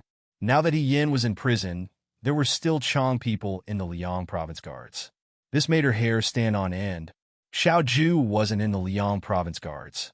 The tens of thousands of new soldiers had never truly been on the battlefield. If they encountered the Chang people now, it would be like what she had encountered in Mo County. They would probably be completely wiped out. Since the other party had schemed so meticulously, they must be planning something big. If the news of the Yudo harassing the people in Zhangtai was false, and they were trying to lure Xiao Ju away, then the Liang province guards were like fish on a chopping board, waiting to be slaughtered. Xiao Ju had already been gone for 20 days.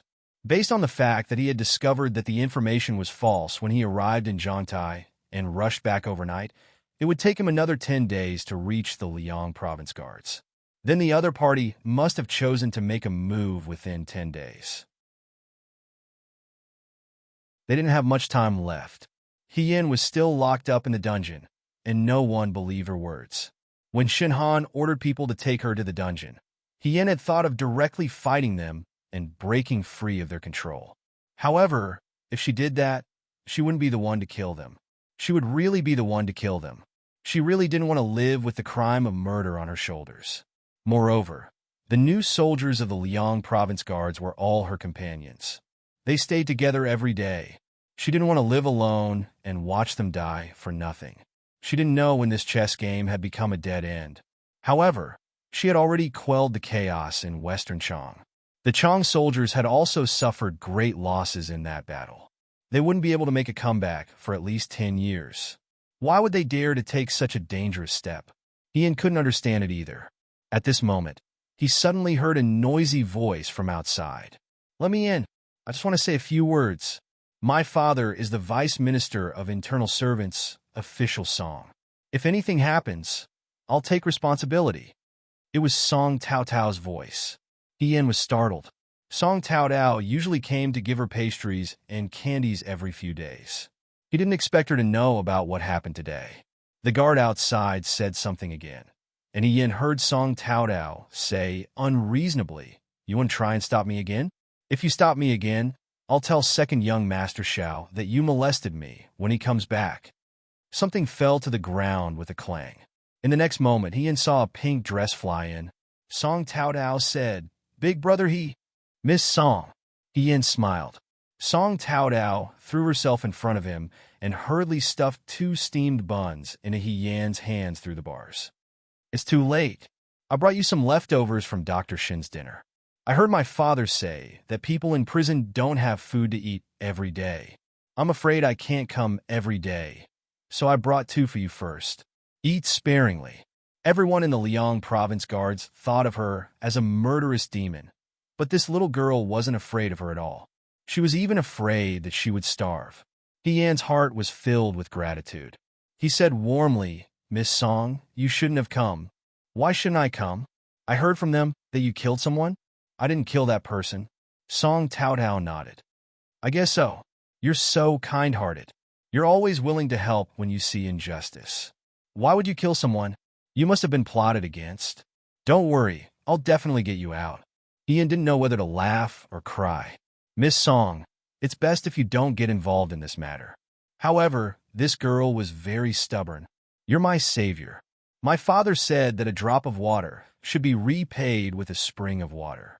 Right now, the Liang province guards instructors are old-fashioned and stubborn. They won't listen to me. When second young Master Xiao comes back, I'll talk to him and see if he can help." Ian thought, it'll probably be too late by the time Xiao Ju comes back. He looked up at Song Tao Tao. The little girl's expression was very serious. Ian wanted to laugh, but when he thought of the current situation, he couldn't. If the Chong tribe really came and Song Tao Tao fell into their hands, what would happen? Ian shuddered. "Miss Song," after a while, she said, "since you want to help me, I have a favor to ask of you." "What is it?" Song Tao Tao looked at her. Ian sighed softly. "We can only treat a dead horse as a living one." In Shin Han's room, Chung Li-su and Shin Han were confronting each other. "Young Master Chung, please go back. Without the Commander-in-Chief's orders, this one doesn't dare to let Ian out," Shin Han said helplessly. Chung Li-su sat in front of his door, blocking the door to prevent him from leaving. He only said, "Shin Jiaodo, you have to believe me. Brother, he really can't be the murderer." Du Mao stood to the side and couldn't help but say, "Young Master, everyone knows that you and He Yin are close friends. However, when we went up the mountain, there were witnesses and evidence. How can you deny it? Even if the Commander-in-Chief is here, he has to follow the rules. Besides, we haven't said that we'll immediately convict He Yin. Everything will have to wait for the Commander-in-Chief to come back and make a decision. But right now, Uncle isn't even in the Liang province guards." Chung Li-su shouted, "It's easy for you to say. Do you know how cold and dark that dungeon was? Brother, he was all alone in there. Do you know how scared he was?" Du Mao. Chung Li-su's words made it sound as if he had been in the dungeon himself and could empathize with him. Besides, it wasn't as if He Yin was all alone in there. With He Yan's temperament, he probably didn't take this matter to heart at all. Chung Li-su really didn't need to worry about him. Seeing Shin Han's firm attitude, Chung Li-su had no choice but to take a step back. He said, "It's fine if you don't want to let him out, but I have a condition." Shin Han asked, "Young Master, what are your orders?" "The food in the dungeon is too shabby. My brother can't stand such hardships. I won't go overboard. Whatever my brother eats in the dungeon must be provided as usual. There are still 2 more weeks of winter. It's too cold. Give him 2 more blankets and hot water every day." "Young Master Chung," Shin Han interrupted him, "this is against the rules. I can't do this and I can't do that. What exactly do you want?" At this point, Chung Li-su also became angry.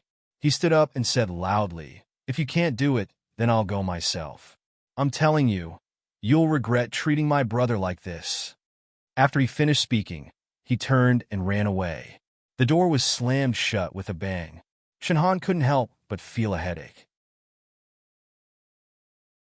A child of this age, especially a young master who was spoiled by his family, was really unbearable.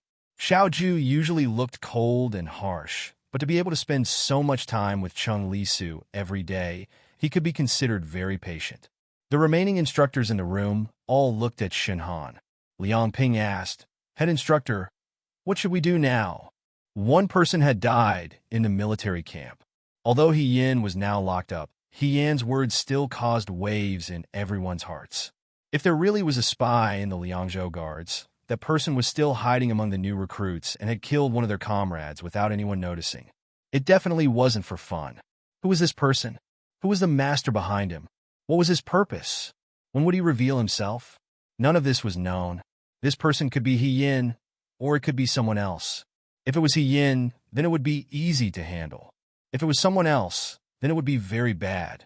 Find someone to keep an eye on that Hu Yuanzhong, Shinhan muttered. If He Yan's words are true, then this person will definitely make a move.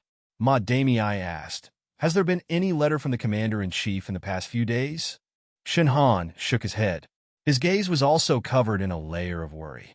There had been no news from Zhangtai until now. In the past, this was very rare. Hopefully, nothing bad had happened. Chung Lisu ran out and bumped into someone. That person covered his forehead and said, "Io." He scolded, "Don't you look where you're going?" Chung Lisu took a closer look. It was Song Tao Tao. He had a stomach full of anger when he was with Shinhan. Now that he saw Song Tao Tao, he couldn't help but get angry. "Who told you to bump into me?" Song Tao Tao rolled her eyes at him. "I can't be bothered with you." She walked straight ahead. "Stop." Song Tao Tao turned her head and asked, "What are you doing? Are you going to find old Shin?" Chung Lisu pointed in the direction of Shinhan's house. Song Tao Tao turned around and said angrily, "Why? Can't I?" This time, Chung Lisu was excited. He took a few steps forward and said, "Are you pleading for my big brother?" Song Tao Tao glanced at him. Although she didn't like Chung Lisu's good-for-nothing attitude, she couldn't help but admit that this guy cared about He Yin quite a lot. Every few days, he would send food to He Yin. He Yin had a good relationship with him. She said, "So what if I am?" "Don't mention it."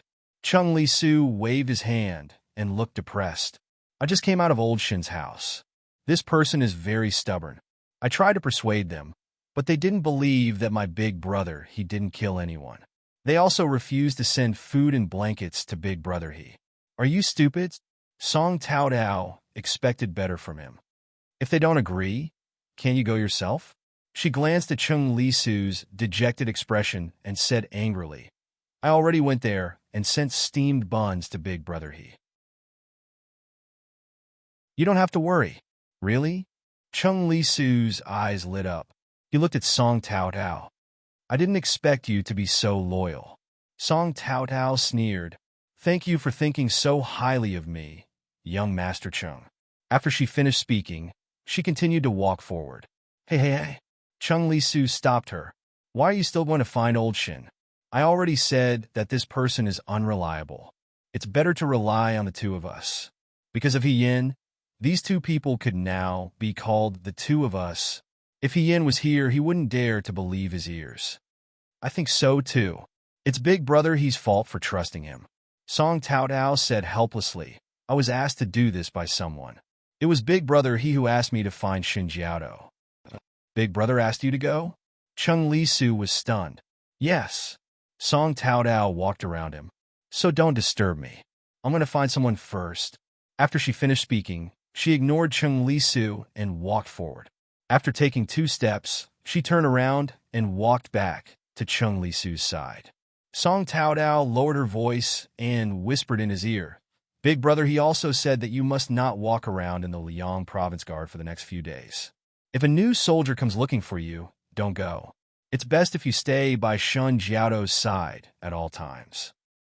"Old Shin?" Chung Lisu frowned. "Why do I have to follow him? I don't even have enough time to annoy him. This is big brother, he's instructions." Song Tao Tao's expression darkened. "You better listen to him." She thought of that youth standing in the dark dungeon and shoving something into her hands. He said worriedly, I'm afraid there are traitors among the Liang province guard. When I'm not here, follow Shin Han and have him protect you.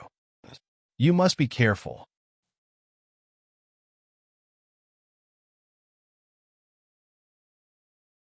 Chapter 110. Hien had been in the dungeon for 2 days. In these 2 days, other than Shin Han, who came once, no one else came. Even if Shin Han came, he didn't mention anything about the situation outside. She assumed that nothing had happened for the time being. The more this was the case, the more Hien felt that something was wrong. Unfortunately, the dungeon of the Liang province guards was as solid as a rock. It was hard for her to think of a way to escape. Song Taodao and Chung Li Su were probably under surveillance. She hadn't seen them in these 2 days.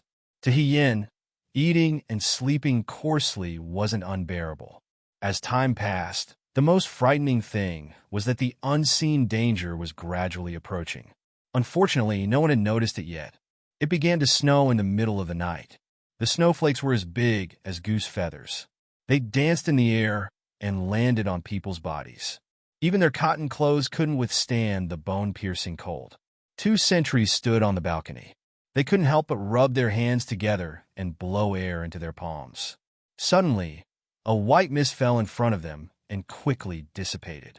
The Liang province guards were in a state of silence. The guard station in winter wasn't as lively as it was in summer. There were no new recruits who went to Wulu River to take a shower at night.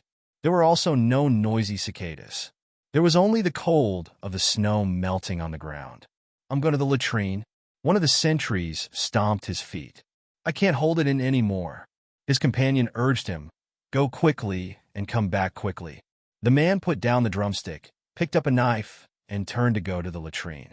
The snow was heavy. In just a moment, a thick layer of snow had accumulated. When he stepped on it, his shoes were submerged. The cold air climbed from his feet to his head. The sentries shivered from the cold and hurriedly ran to the latrine at the back. There were torches outside the latrine. A few days ago, a new recruit had woken up in the middle of the night to relieve himself. He didn't see the road clearly and slipped on the icy ground, injuring his leg. After that, Shin Han had people set up a fire here to illuminate the road. When the sentries entered, there was another person inside. He glanced at the person under the dim light and smiled. Oh, you're up too? The other person smiled and replied, I just got here. It's too cold. If it wasn't for the fact that I couldn't hold it in, I wouldn't have made this trip, the sentinel complained. After he was done, he pulled up his pants and was about to walk out. That person was also done and followed him out, one in front of the other. The torches at the door reflected a person's shadow in the snow, swaying back and forth. The sentry casually glanced and saw that the shadow behind him had unknowingly opened his arms. He was startled and was about to shout, with one hand covering his nose and mouth. The person behind him pulled out the knife at his waist and slashed it across the sentry's neck. Blood splattered all over the ground. The young man's body silently fell to the ground, no longer breathing. Without any hesitation, the black shadow bent down and dragged the sentry's corpse away. The snow was getting heavier and heavier. In just a moment, the bloodstains were covered. After the time it took for an incense stick to burn, the sentinel walked out again. He grabbed a handful of snow, wiped the blood off the knife, and put it back on his waist. He then tidied up the felt hat on his head and walked up the stairs. On the balcony, his companion was waiting impatiently when he suddenly heard movement. Seeing the sentry who had just gone to the toilet come back, he let out a sigh of relief and scolded. Why were you gone for so long? Did you go to slack off? The sentry shook his head, lowered his head, and breathed into his mouth, as if he was too cold to speak. Seeing this, his companion couldn't help but rub his hands. Mother, this is too cold. The sentry pulled his felt hat down very low. Seeing this, his companion scolded. Do you think you won't be cold if you pull your hat down? If you pull it up, you won't even be able to see. How are you going to keep watch like this? He reached out his hand to lift the sentry's hat, but the moment he got close, he suddenly froze. The sentry's clothes were different from the pure red and black of the recruits. At the collar, there was a layer of white border.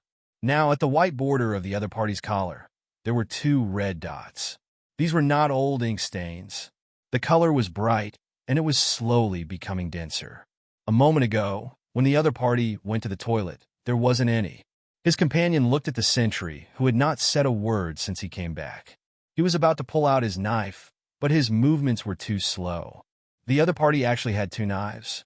One knife, which belonged to the dead sentry, stabbed into his chest. The other knife, with a curved tip, slit open his throat. He couldn't yell out and staggered to the ground. The murderer had already turned and walked down the platform. The sentry crawled on the ground with difficulty, trying to pick up the drumstick that had fallen to the ground. As long as he could grab the drumstick and strike the whistle drum, all of the Liang province guards would wake up. This was the last thing he could do. Blood trailed down his body, a ghastly sight.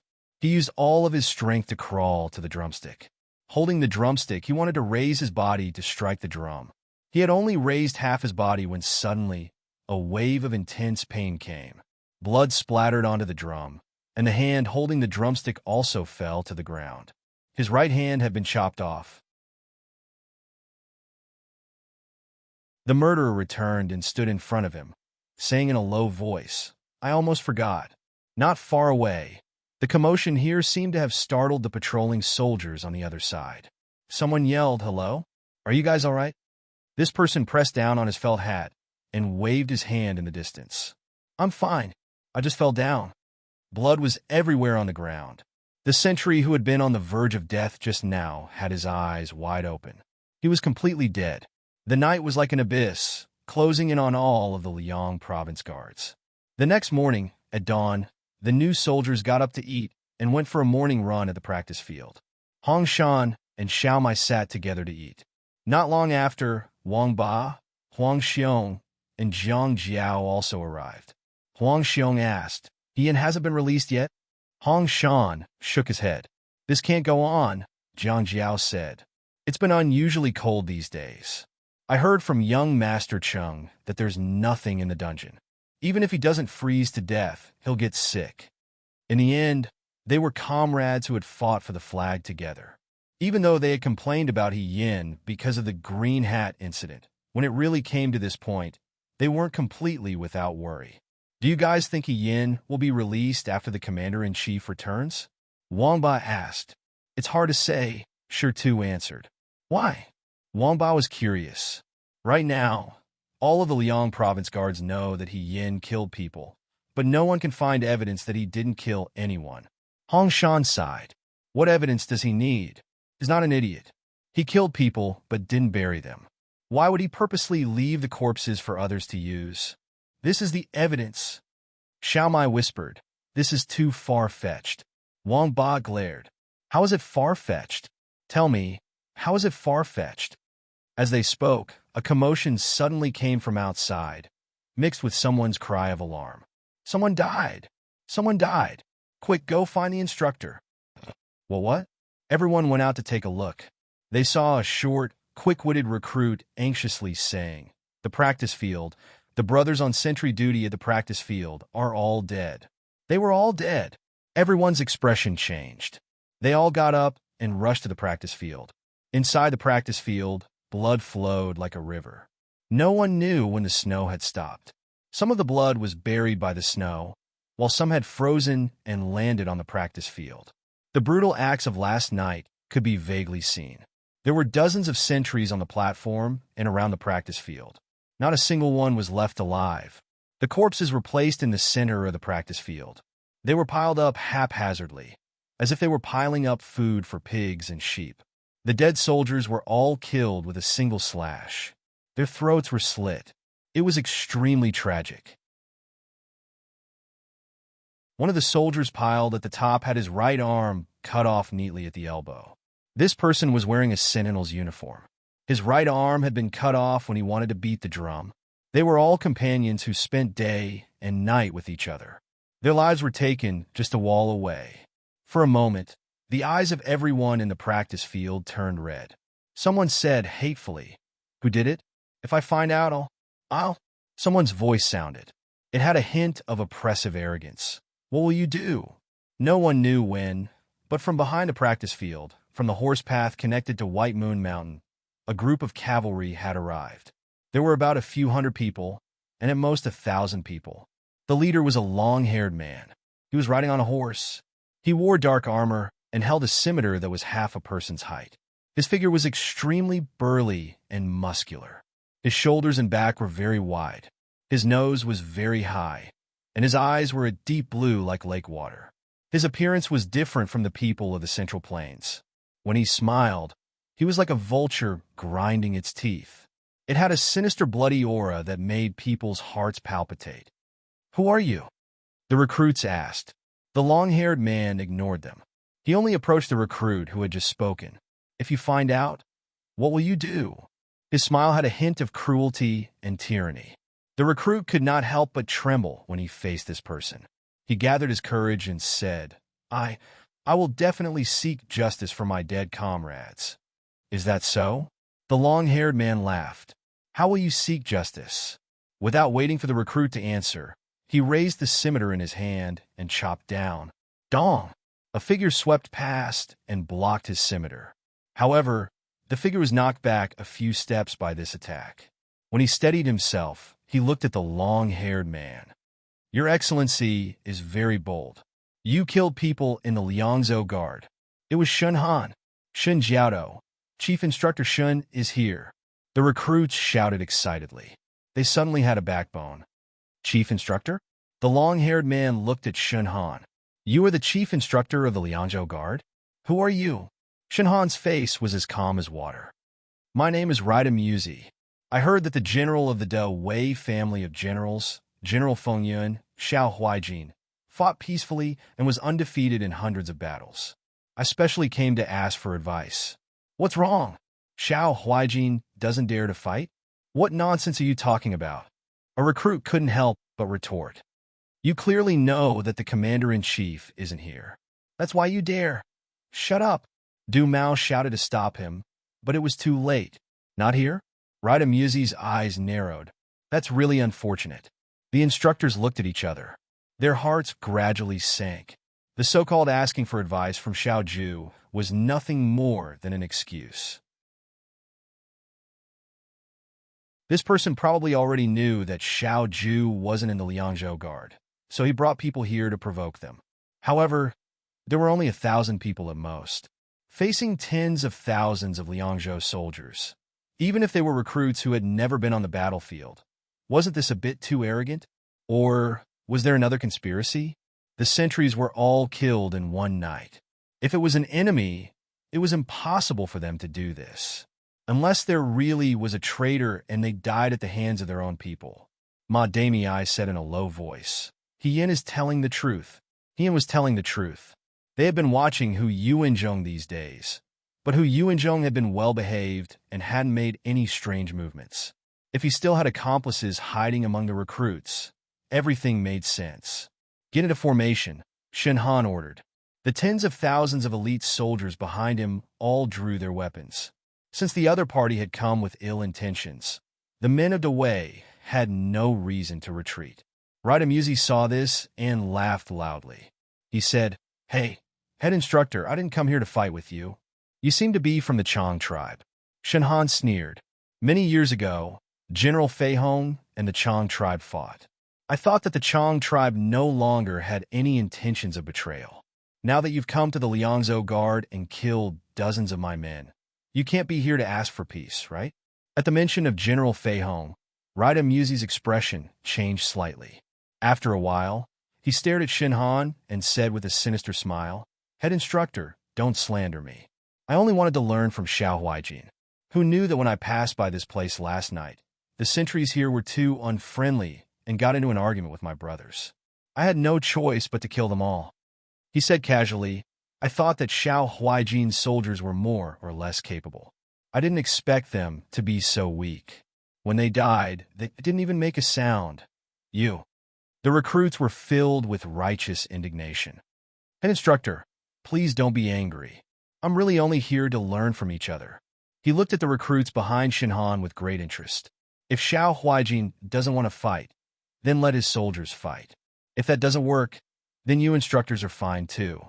Liang Ping took a step forward. "You think too highly of yourself. Why are you so sure that we will fight?" You don't want to? Radamuzi clapped his hands calmly. A few people walked over from afar. One of them struggled and said, "Let me go." Shinhan's expression suddenly changed. A few foreign soldiers carried two people like chickens. One of them was Chung Lisu, and the other was Song Tao Tao. Both of their hands and feet were tied behind their backs. They were in a sorry state and were struggling endlessly. Shinjiao. When Chung Lisu saw Shinhan, it was as if she saw her savior. She shouted, "Who are they? Why did they tie us up? Who are they?" Shinhan felt bitter.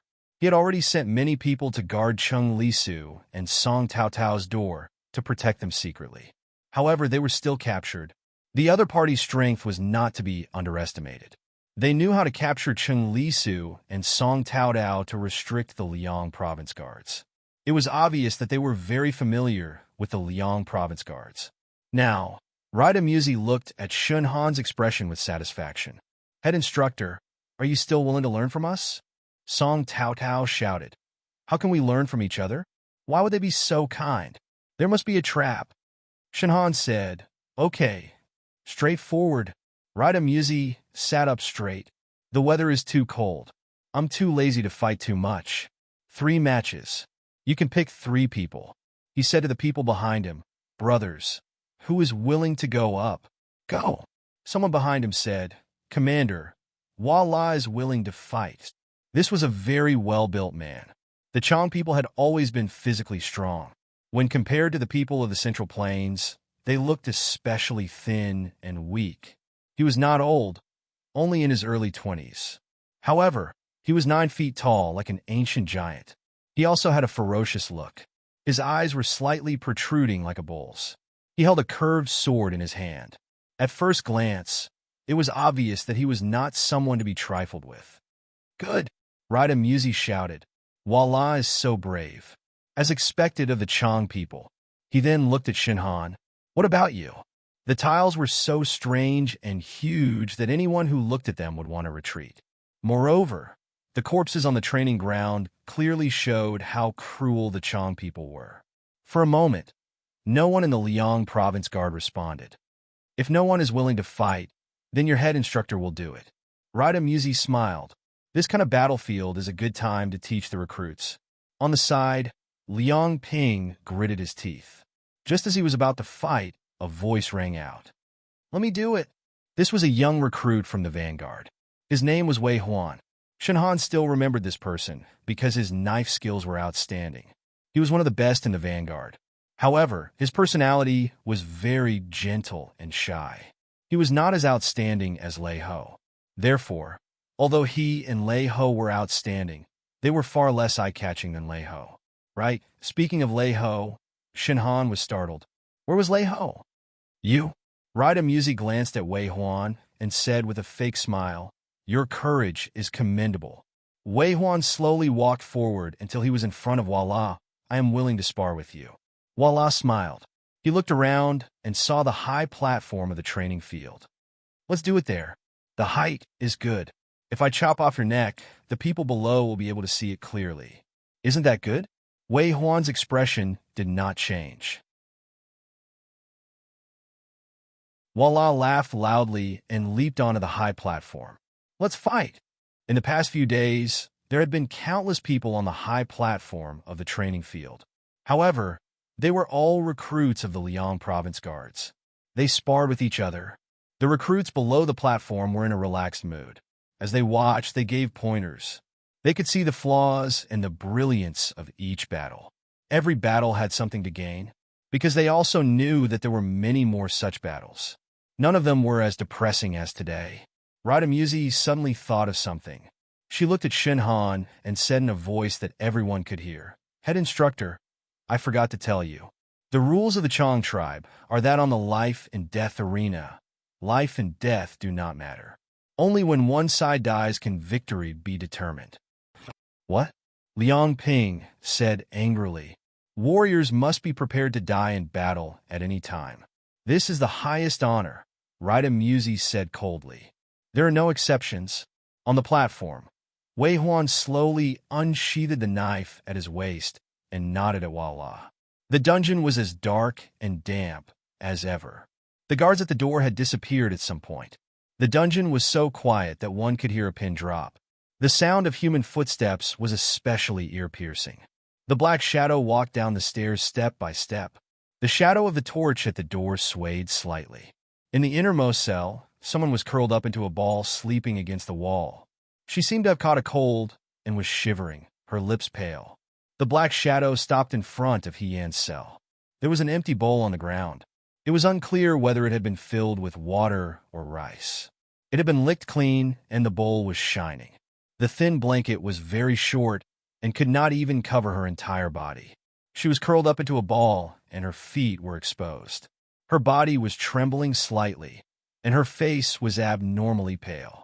The black shadow looked at her for a moment, then reached out and inserted the key into the keyhole. With a click, the lock opened. The person in the cell was still unaware. He walked in. The young man's former high-spirited appearance was completely gone. This appearance was no different from any other prisoner. He seemed to be somewhat regretful, but also somewhat vigilant. He stood in place without moving, staring at the young man's face. The youth did not move. After a while, the black shadow slowly covered her. At this moment, the youth suddenly raised her head, revealing a pair of clear black and white eyes. There was not a hint of sleepiness, and she was very awake. He only had time to say one word. Before the knife in his hand could fall, he felt a pain in his lower body. He had been kicked right in the heart. The pain caused him to kneel on the ground. The next moment, white silk was wrapped around his neck. Hee-Yan's voice came from behind him. "I've been waiting for you for a long time, Lei-Ho." Lei-Ho's eyes rolled back in his head, but Hee-Yan's strength was great. His legs were pressed down on Lei-Ho's legs, making him unable to move. Seeing that Lei-Ho was about to be strangled to death by Hee-Yan, Hee-Yan suddenly let go. Lei-Ho suddenly had space to breathe. He clutched his neck and gasped for air. He saw Hee-Yan walk in 2 or 3 steps in front of him. Like prying open a duck's mouth, Hee-Yan poured something in his mouth. Lei-Ho was panting with his mouth open. How could he defend himself against this? He immediately drank the thing without leaving a drop behind. He wanted to say something, but he could not muster the strength in his body. He only felt his whole body go numb. In just a moment, he fainted and did not move anymore. Hee-Yan kicked Lei-Ho's face twice. After confirming that this person did not move, he tore the white silk into 2 and tied up Lei-Ho's hands and feet. That day, she had asked Song Taodao if she had any weapons on her. But Song Taodao was a girl. How could she carry a knife or a sword with her? She searched her entire body and only had a bottle of knockout drug. She had stolen it from Shun Mushue's table. She thought that if she met a bad person, she could use it. Hee-Yan was desperate and took it. This was not enough. She also borrowed Song Taotao's belt.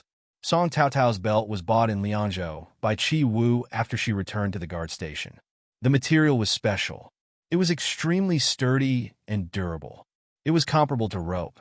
When necessary, the belt could also strangle someone to death. Hee-Yan thought that since the other party deliberately framed her for murder and sent her to the Liangzhou guard's dungeon, it seemed that they were afraid of her. When she entered the dungeon, the other party would definitely not give up and would come to silence her. She had to carry a weapon on her at all times so that she could counterattack at any time. But all her weapons had been confiscated. She only had the bottle of knockout drug and Song Taotao's belt. This morning, no one came to deliver breakfast. This was very strange. Usually, breakfast would be delivered at this time. Because of Song Taodao and Chung Li Su's pleas, although Shinhan did not allow Song Taodao and the others to visit her, he did not treat Hee-Yan harshly. The guard station was usually very punctual. If no one came at this time, something must have happened. Hee-Yan's heart was itching, but he could not go out. He did not know what was happening outside. Later, he gradually calmed down. Since something had happened, the other party might take advantage of the chaos to come here and kill him. Before Song Taodao left, she did not know what she could do to help, so she gave Hee-Yan everything she had, including a box of cosmetic powder. Hee-Yan smeared some on his face, then smeared some on his lips. He curled up into a ball like a seriously ill prisoner who couldn't get up. Just as she was guessing what had happened outside, she heard footsteps, which led to the scene in front of her. He dragged Lei Ho to a corner and lay down with his face facing the wall. The knockout drug would take effect for 16 hours. During this time, Lei Ho would not wake up. She left the cell, turned around, and locked the door. Lei Ho was now a prisoner.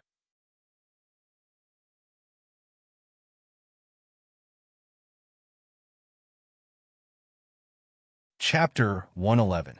On the martial arts stage, Wei Huan's water dragon saber and La's stone axe were locked in a stalemate.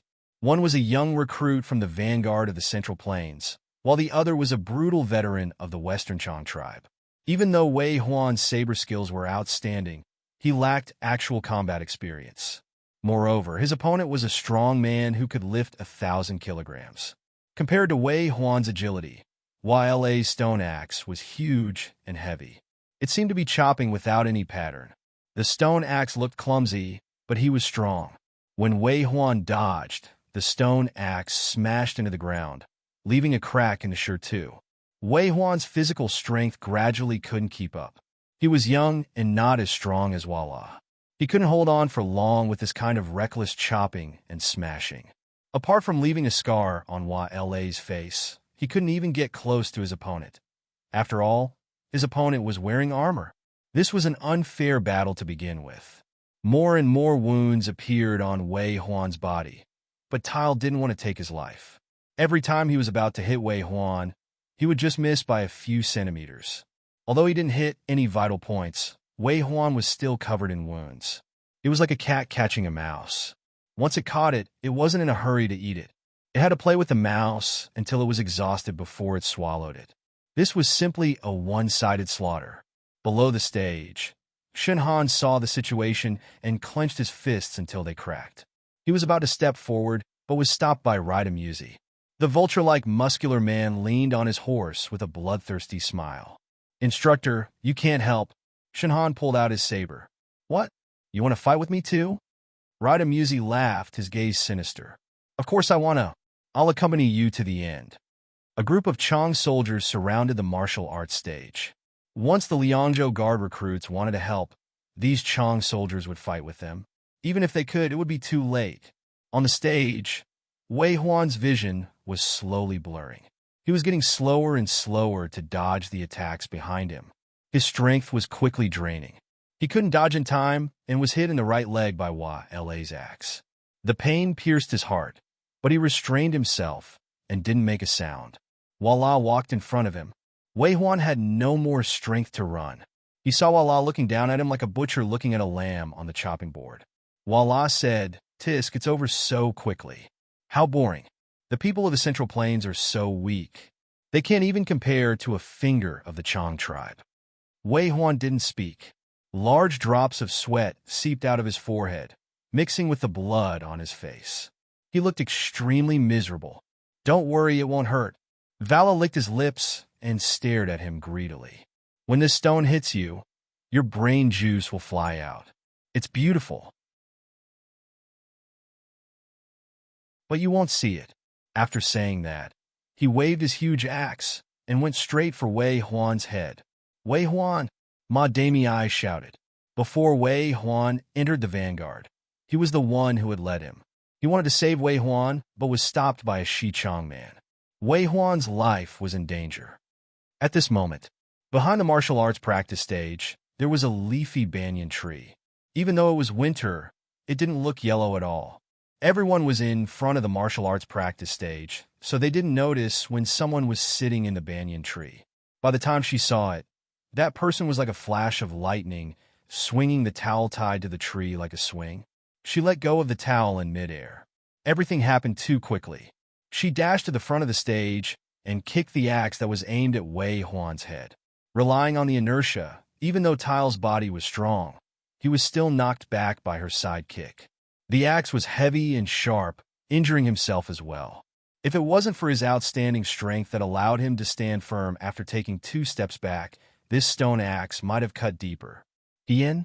Wei Huan murmured. The Liang Province Guard recruits were also stunned.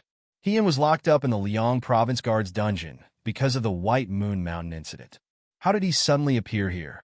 Was he released? Walla looked at the person in front of him. The youth dressed in black had his hands on his hips. He tilted his head and smiled. You are too fierce. If I hadn't acted just now, my brother's head would have been gone. The new recruits of the Liang Province Guard viewed them as a thorn in their side, and because they had wiped out all the sentries, there was a blood feud. When they saw them, the rims of their eyes turned red. The best was Wei Huan's expressionless face, but this youth was all smiles as if nothing had happened. A sliver of interest grew in Walla, as if he had found a new prey. And who are you? He asked. The black-clothed youth brushed his messy hair and smiled. I am Yin. I was first in the Liang Province Guard's battle for the flag. She looked at Walla. Perhaps you don't know what a battle for the flag is. It doesn't matter. You only need to remember that I am first in the Liang Province Guard. First? Below the stage, Muzi looked at her with narrowed eyes. You? In the end, Yin looked too short and skinny. If Walla and Wei Huan stood together like a strong tiger and a lamb, then Yin, who looked even weaker than Wei Huan, was like a chicken and an eagle when compared to Walla. My apologies. I came a bit late. What are you all doing? The youth smiled at Yin. If you were sparring, it would be a waste of resources to find someone else, and not me. Walla laughed loudly. You really boast shamelessly. Yin? Shenhan called out to him. Head instructor Shen. Yin looked at him. I've been suppressing a belly full of anger these past few days with nowhere to vent. It's good to have a fight to vent my anger. Head instructor, please make an exception and stop blocking me. Shenhan had nothing to say. Muzi had come for the new recruits of the Liang State Guard. Since she wasn't willing to let the instructor go, she could only let the new recruits go. Among the new recruits, other than Yin, there weren't many who could fight her. Some had outstanding skills, but lacked actual combat experience. Those with actual combat experience were older, and their stamina was not as good as the younger ones. Yin's martial arts were peerless, and his mind was nimble. He already had a high chance of winning. It was good that he had attracted the attention of the Chong people on the stage. More importantly, Yin said, May I ask if we are sparring now? If that's the case, how about I replace this brother of mine? You? That's right. I am the first in the Liang Province Guard. Defeating me is better than defeating him. Yin glanced at Wei Huan on the ground. Won't you feel more accomplished?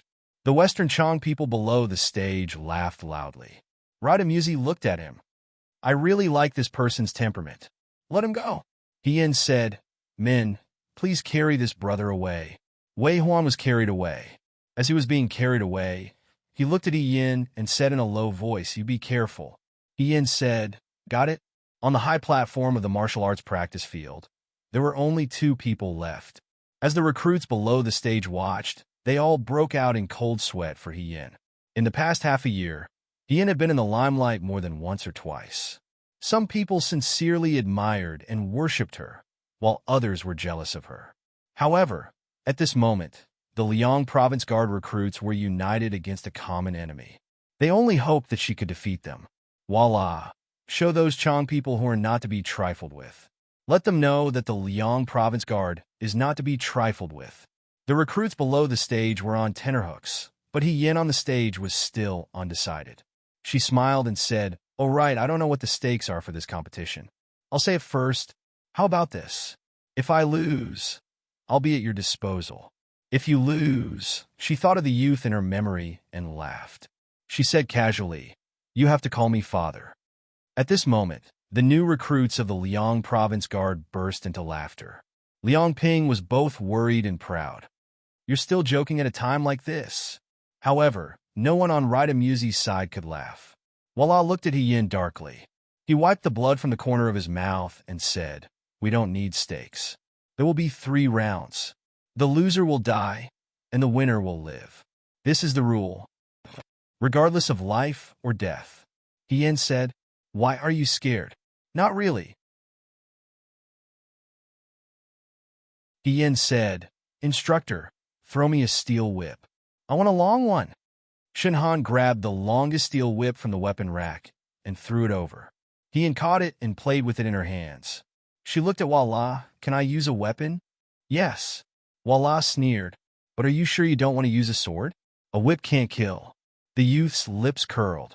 It's enough to kill you. Before Walla could understand the meaning of her words, he saw the youth suddenly rush over with the whip. Walla was stunned, then laughed loudly. He raised his giant axe to meet the youth head-on. The youth rushed forward but did not make a move. He only lightly tapped the ground with the tip of his foot to avoid the attack of the stone axe. He circled behind Walla and waited for Walla to turn around before swinging the axe and dodging to the side. She seemed to be taking the initiative, but she didn't attack. The whip coiled around her hand. She seemed to be circling Walla for some reason. In a flash, she turned and ran. Walla followed. As soon as he lifted his foot, he felt something wrapped around his foot. He lost his balance and fell to the side. But this big guy reacted quickly. When he realized that Yan's whip had coiled around his foot, he tried to steady himself, but Ian didn't give him the chance.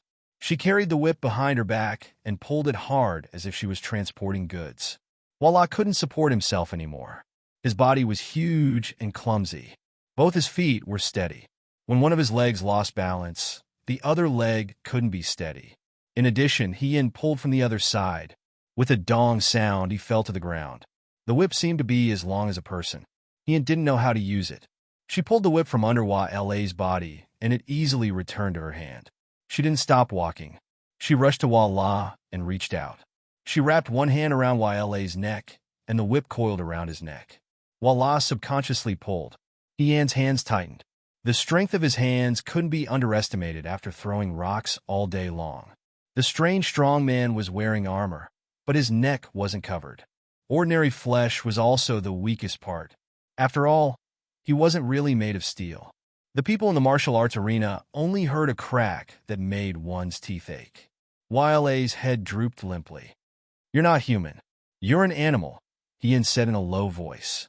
So, to kill you, a whip is enough. She raised her head again.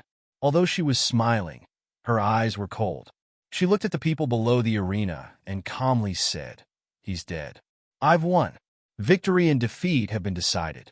Next, on the martial arts arena, the situation suddenly changed.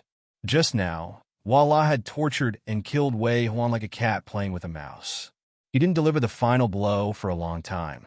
He probably didn't expect that he would die at the hands of this seemingly weak youth in front of him.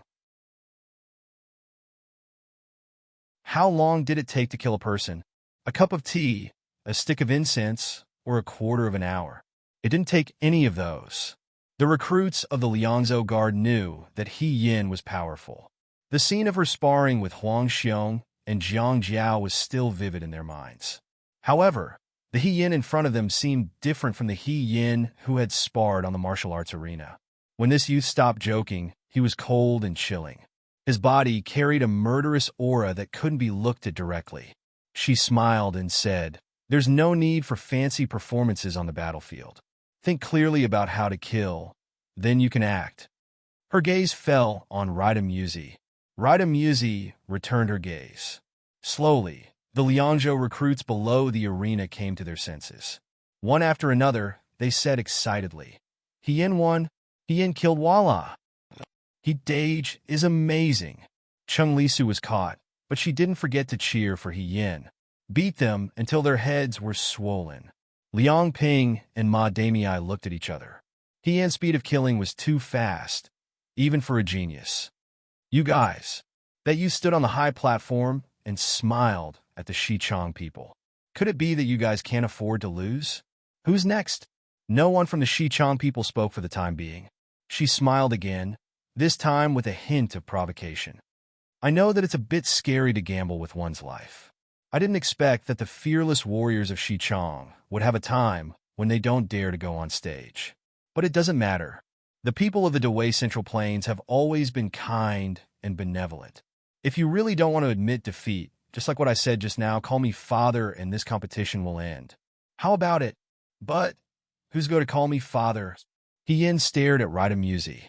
You're their leader. Why don't you call me father? Bastard! A soldier behind Rida Muzi stepped forward and shouted angrily. He Yin wasn't afraid at all. He said innocently, Can I do that? Wang Ba said softly, That's so satisfying. She's purposely angering her opponent, Huang Xiong said in a low voice. But in this situation, it doesn't seem necessary. He Yan's personality had always been arrogant and confident.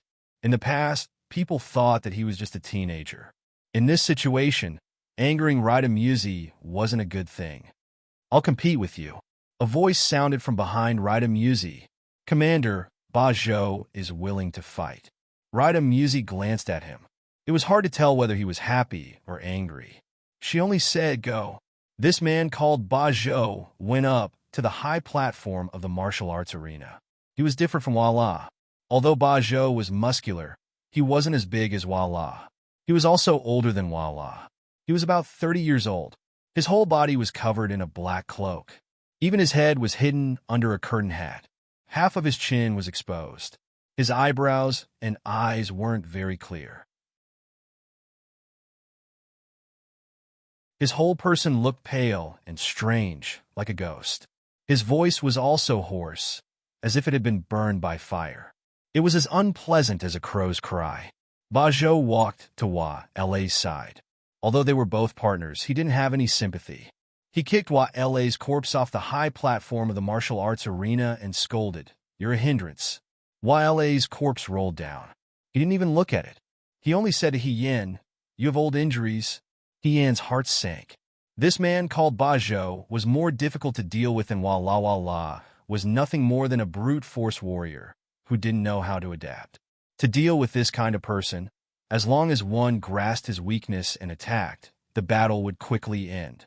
In every battle, the most frightening thing was to meet an enemy with brains like the one in front of him. He was able to discover his opponent's weakness. This way, he would be able to control his next move. He slowly raised the knife in his hand. He wrapped the iron whip around his hand and rushed towards his opponent. In the battle between Wei Huan and Wala, He Yan was a spectator.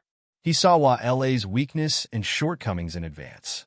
Thus, when he fought with Wala, he was able to quickly, accurately, and ruthlessly finish off his opponent. In this match, Ba Zhou was someone she had never seen before. However, this person had seen everything clearly when Hua Chou fought with her. In other words, Ba Zhou understood He Yan, but He Yan knew nothing about Ba Zhou. He Yan seemed to be hiding many other things under his cloak. He Yan was on guard. This person was also very cunning. He didn't directly clash with He Yan. With La's example, he kept a distance from He Yan. As long as the whip swung towards him, Ba Zhou would quickly change direction. His body was much more agile than La's. For a moment, the iron whip couldn't get close. He Yan's waist was already faintly hurting. Previously, when she was in Liangzhou City, she had been injured when she fought with Ding Yi. Later, she was tricked by a traitor to White Moon Mountain and fought with the person hiding in the dark. After several times, the wound that was originally about to heal had long since split open. That wasn't all. After that, she was thrown into the Liangzhou guard's dungeon.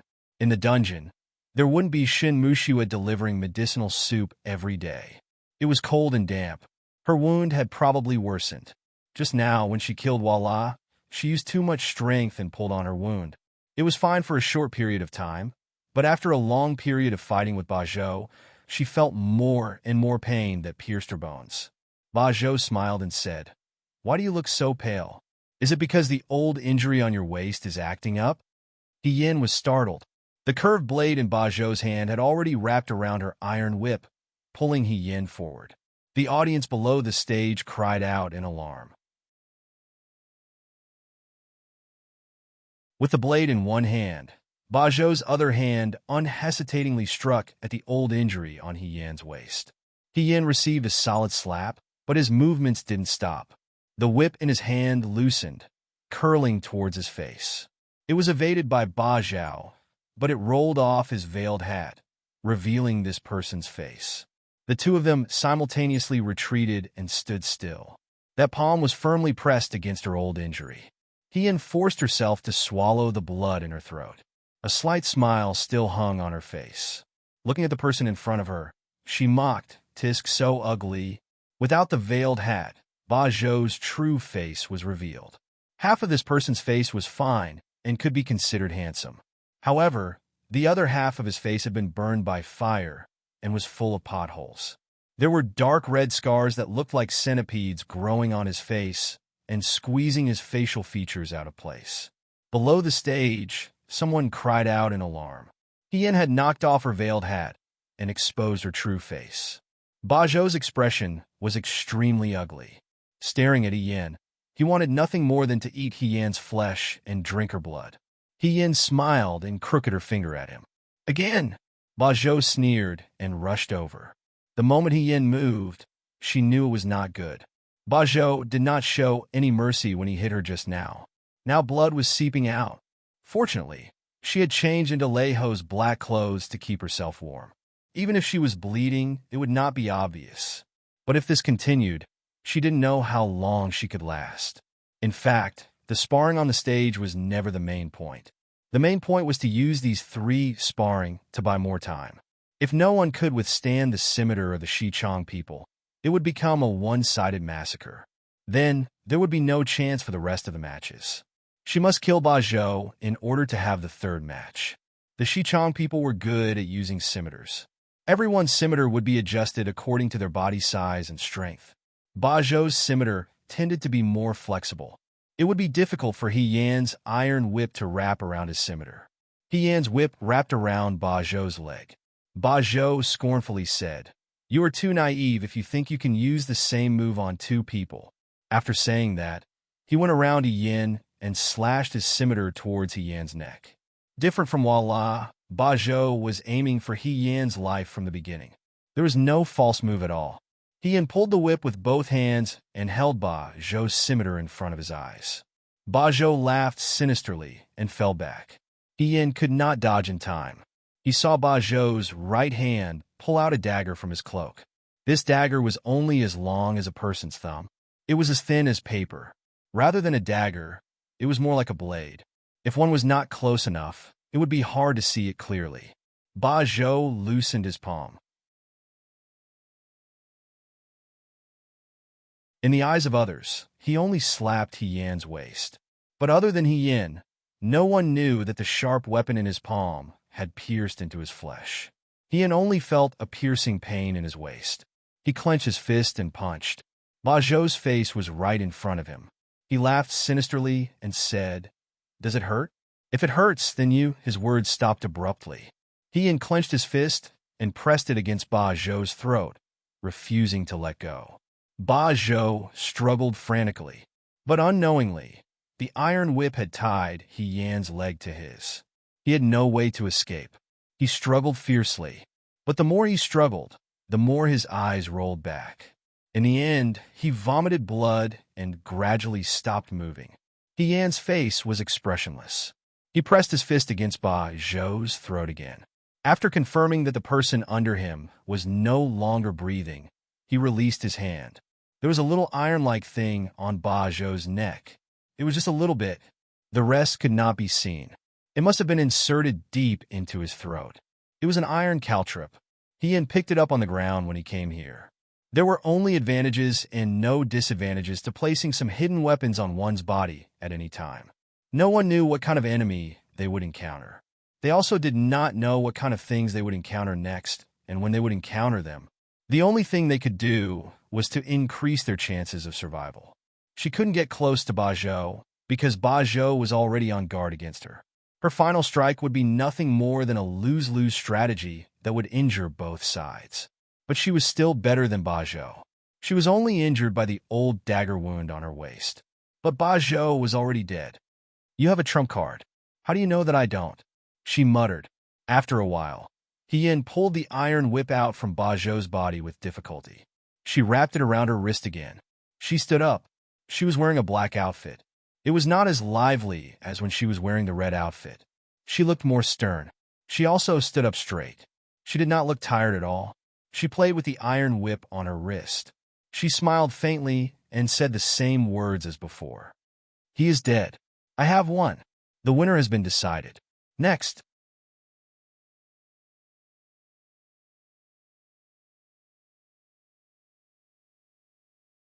Chapter 112.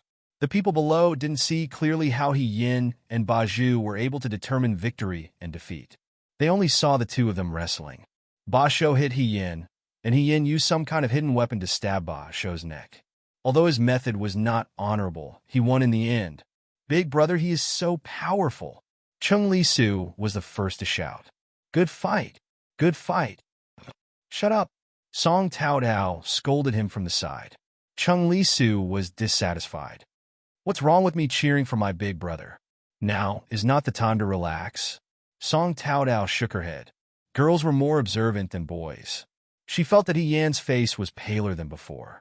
Her heart skipped a beat, thinking that He Yan might be injured. However, He Yan was wearing black, so she could not see where he was injured. On the stage, the young man in black raised his chin slightly and asked with a smile, "No one dares to come up?" At this moment, Rida Musi suddenly laughed out loud. He clapped his hands as he laughed. Interesting, interesting. I didn't expect there to be such an interesting person in the Liang Province Guards.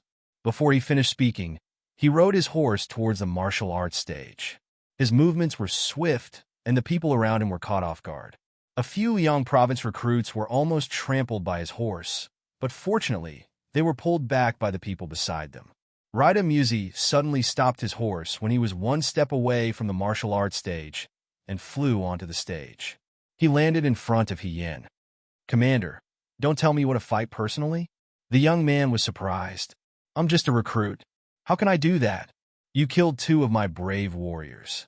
You don't look like an ordinary recruit." Rida Musi laughed. He was not at all displeased by the loss of his beloved generals. "I was just lucky. No need to be humble. I saw you fight with the two of them just now. You deserve to be number one in the Liang Province Guards." As Rida Musi spoke, he looked at the people below the martial arts stage and laughed disdainfully. "I think you're the only one here who deserves to be brave and resourceful. However," he changed the topic, "I wonder how long the wound on your waist can last?" Ian said nothing. Rida Musi looked at her with great interest. "Ba Zhou is my most capable subordinate. He attacked your waist twice in a row just now. It seems that he has an old injury. The last time, when you stabbed the hidden weapon into his throat, he walked to Ba Zhao's side and used his foot to poke at Ba Zhao's corpse. Ba Zhao turned over. His hand loosened. Something stabbed into your waist. Was it a knife?" Rida Muko asked her with concern. "Ouch, it must be very painful." "Actually, it's not that bad." Ian smiled. "Not as painful as him." Rida Muko stared at her for a while and smiled. "Very good. I like tough bones like you the most. It'll be especially sweet when you're broken."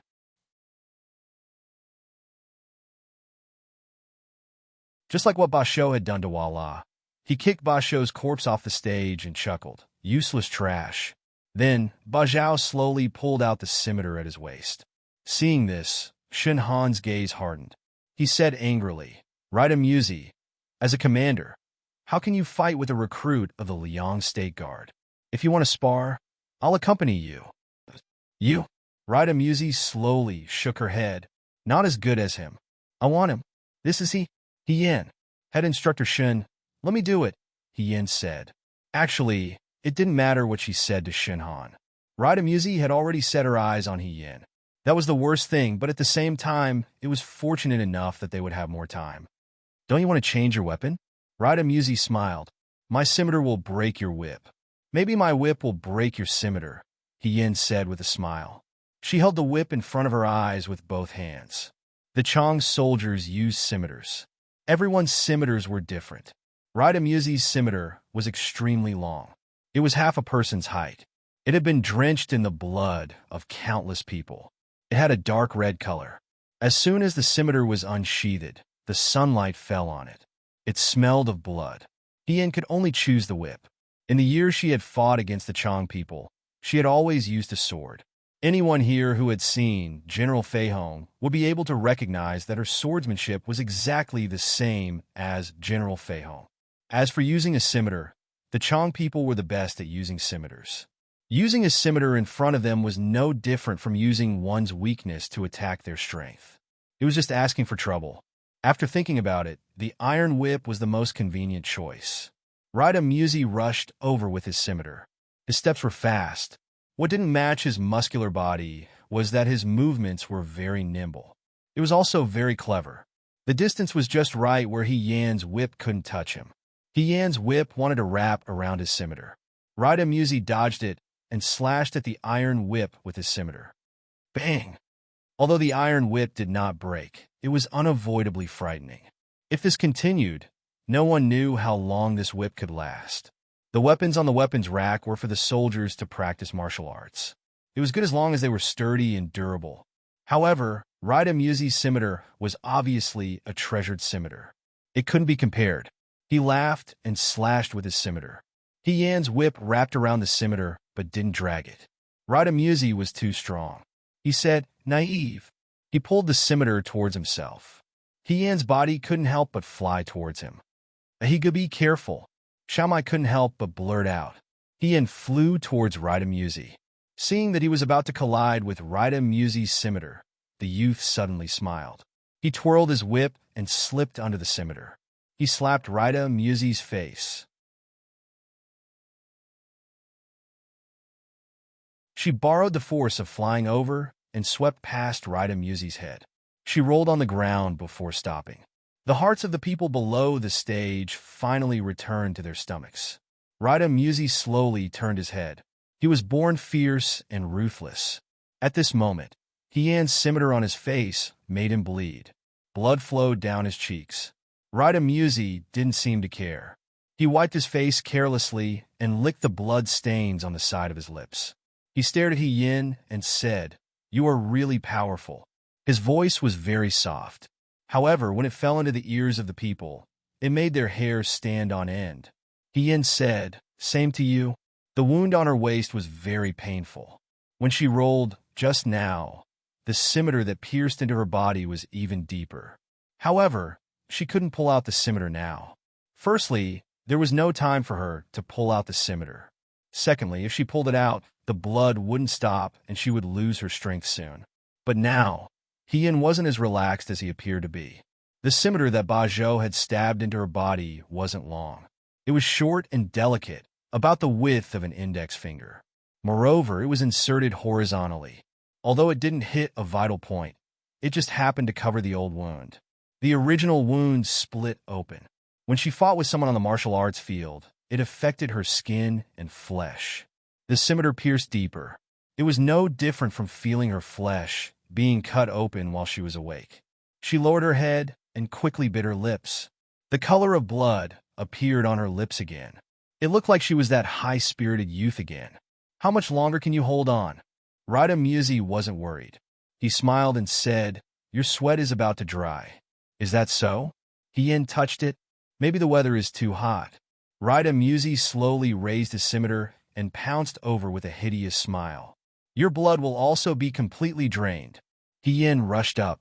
The Liang province guard recruits below were all on tenterhooks.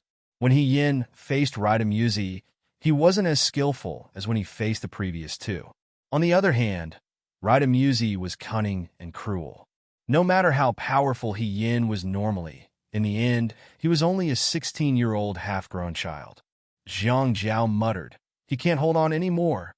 He might be injured." Huang Xiong frowned. "If there's really no other way," he touched the golden scimitar on his back. "We'll rush up together. We can't just watch him die in vain." Wang Ba scolded, "Fuck. Why didn't these instructors stop him? Why did they let a young boy fight? Aren't they ashamed?" Shenhan stood in the crowd and stared at He Yan's figure. The paper in his hand was about to be crushed. Liang Ping beside him was extremely anxious. He whispered, "Head instructor, we can't keep waiting like this. We can't let the Western Chang people take charge. Why don't we? Don't act on your own." Shenhan shouted, "Wait a little longer." Wait? Wait for what? On the stage, He Yan and Rida Muzi exchanged more than 10 moves again. Her movements were not as fast as before. It was obvious that she was moving slowly. She grazed Rida Muzi's arm a few times with her scimitar. Every time, she narrowly avoided it, but in the end, she was injured. However, the smile on her face did not change from the beginning to the end. It was as if this was not a bloody battle of life and death. It was just a casual and happy spar with her companions after the day training. This made Rida Musi puzzled. He said, "Are all Central Plainsmen as good at putting on an act as you?" "Not really." He-Yan's voice was a little unsteady from the pain. She smiled and said, "I'm especially good at putting on an act." Rida Musi's smile was not as relaxed as before. He-Yan did not dare to let down her guard against him. When they fought against the Western Chang people in the past, the other party's commander, Rida Muji, was brutal and cruel. He reaped countless souls with his scimitar. Wherever he went, bones were piled up. Rida Muji's favorite thing to do was to chop off the heads of captives with his scimitar and tie them to the tail of his mount. The bloody heads of the dead were enough to become the nightmares of many Central Plainsmen. The Fuyua army led by He-Yan and the Chang army led by Rida Muji fought many fierce battles. Every time they fought, He-Yan could sense how cunning and terrifying the other party was. In the final battle, Rida Muji died at the hands of He-Yan. When he was alive, he loved to chop off other people's heads. He probably did not expect that after his death, his head would be chopped off by others and placed in a box inlaid with pearls and jade. He would be brought to the imperial palace in the capital and sent to the emperor. He would become a general in exchange for a generous reward. After Rida Muji's death, the Western Chang had no leader. Soon, the rebellion was quelled, and the man in front of him, named Rida Musi, had the same face as Rida Muji. He-Yan had seen Rida Muji die with his own eyes. He would not come back from the dead. Moreover, Rida Muji's eyes were dark green, while Rida Musi's eyes were dark blue. He-Yan recalled that he had heard that Rida Muji had a twin brother who was born with brute strength and was vicious. However, he did not get along with Rida Muji's brother. He left a long time ago, and his whereabouts were unknown.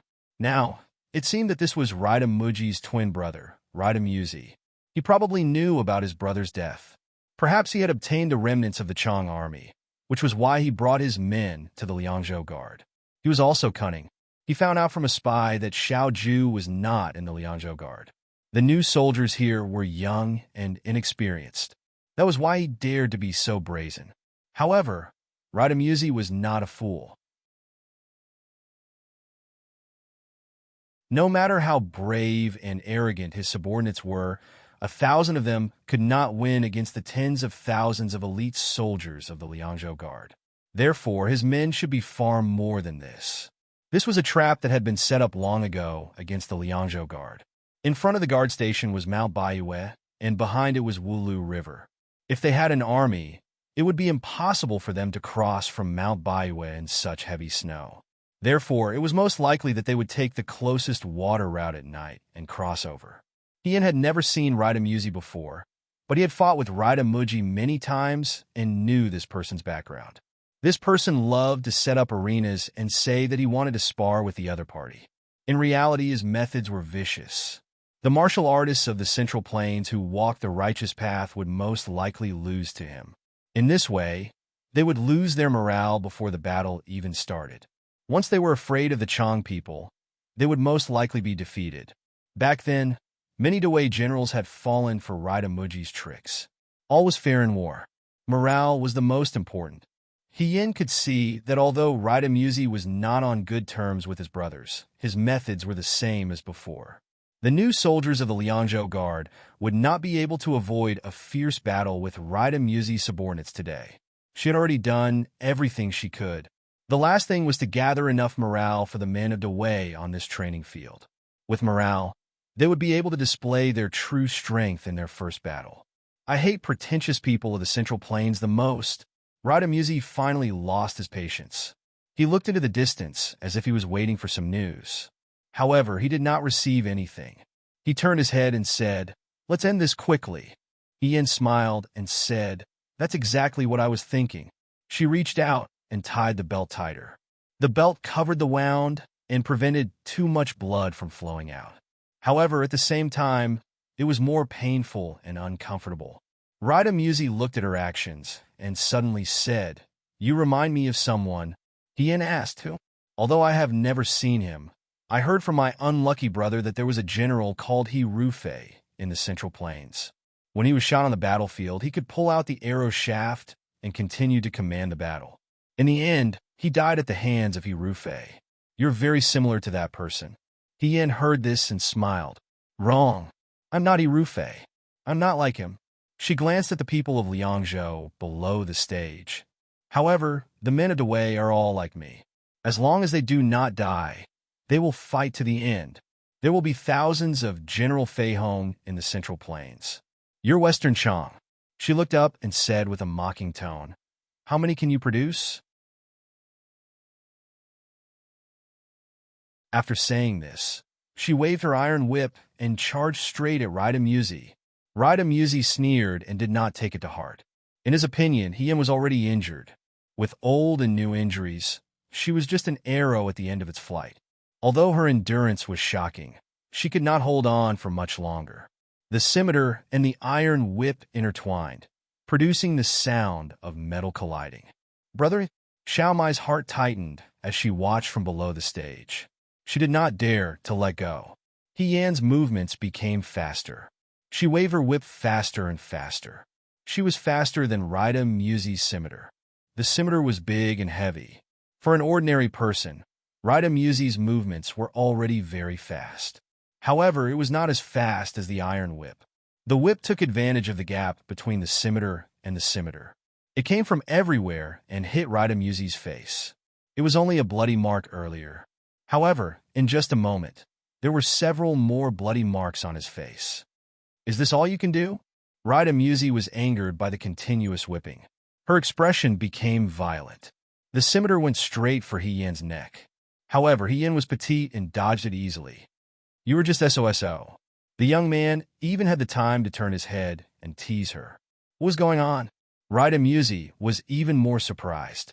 Why did it seem that as time passed, Hien's movements became faster and faster? Wasn't he injured? How could he still be so agile and not be affected at all? Could it be that he was pretending before? This kid did not have any old injuries at all. Hien dodged the tip of the scimitar. He tiptoed and circled behind Rida Musi. This person was wearing armor and was incomparably hard. It was not that her whip did not hit Rida Musi's body. It only landed on the armor and did not leave anything behind. Then from head to toe, it would be as if he had nothing left but a single weakness. She narrowed her eyes and attacked Rida Musi's back. Rida Musi turned around and used her scimitar to block Hien's iron whip, sending Hien flying.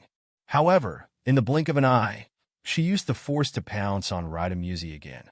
This was simply a suicidal fighting style. She only cared about attacking and did not care about defending. He can't be thinking of perishing together with her, right? Jiang Jiao muttered. In the eyes of outsiders, Hien, who seemed to be staking everything on a single throw, was actually not that bad.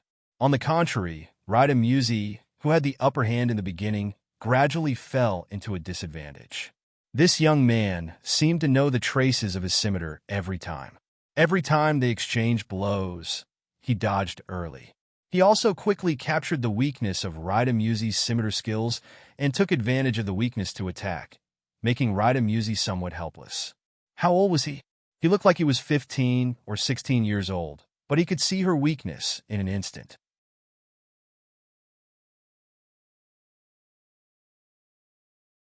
How terrifying was it to have an enemy? If this young man said that there were countless people like him in the Central Plains, what about Xichong? How many people did Xichong send out? There was no such genius, not a single one.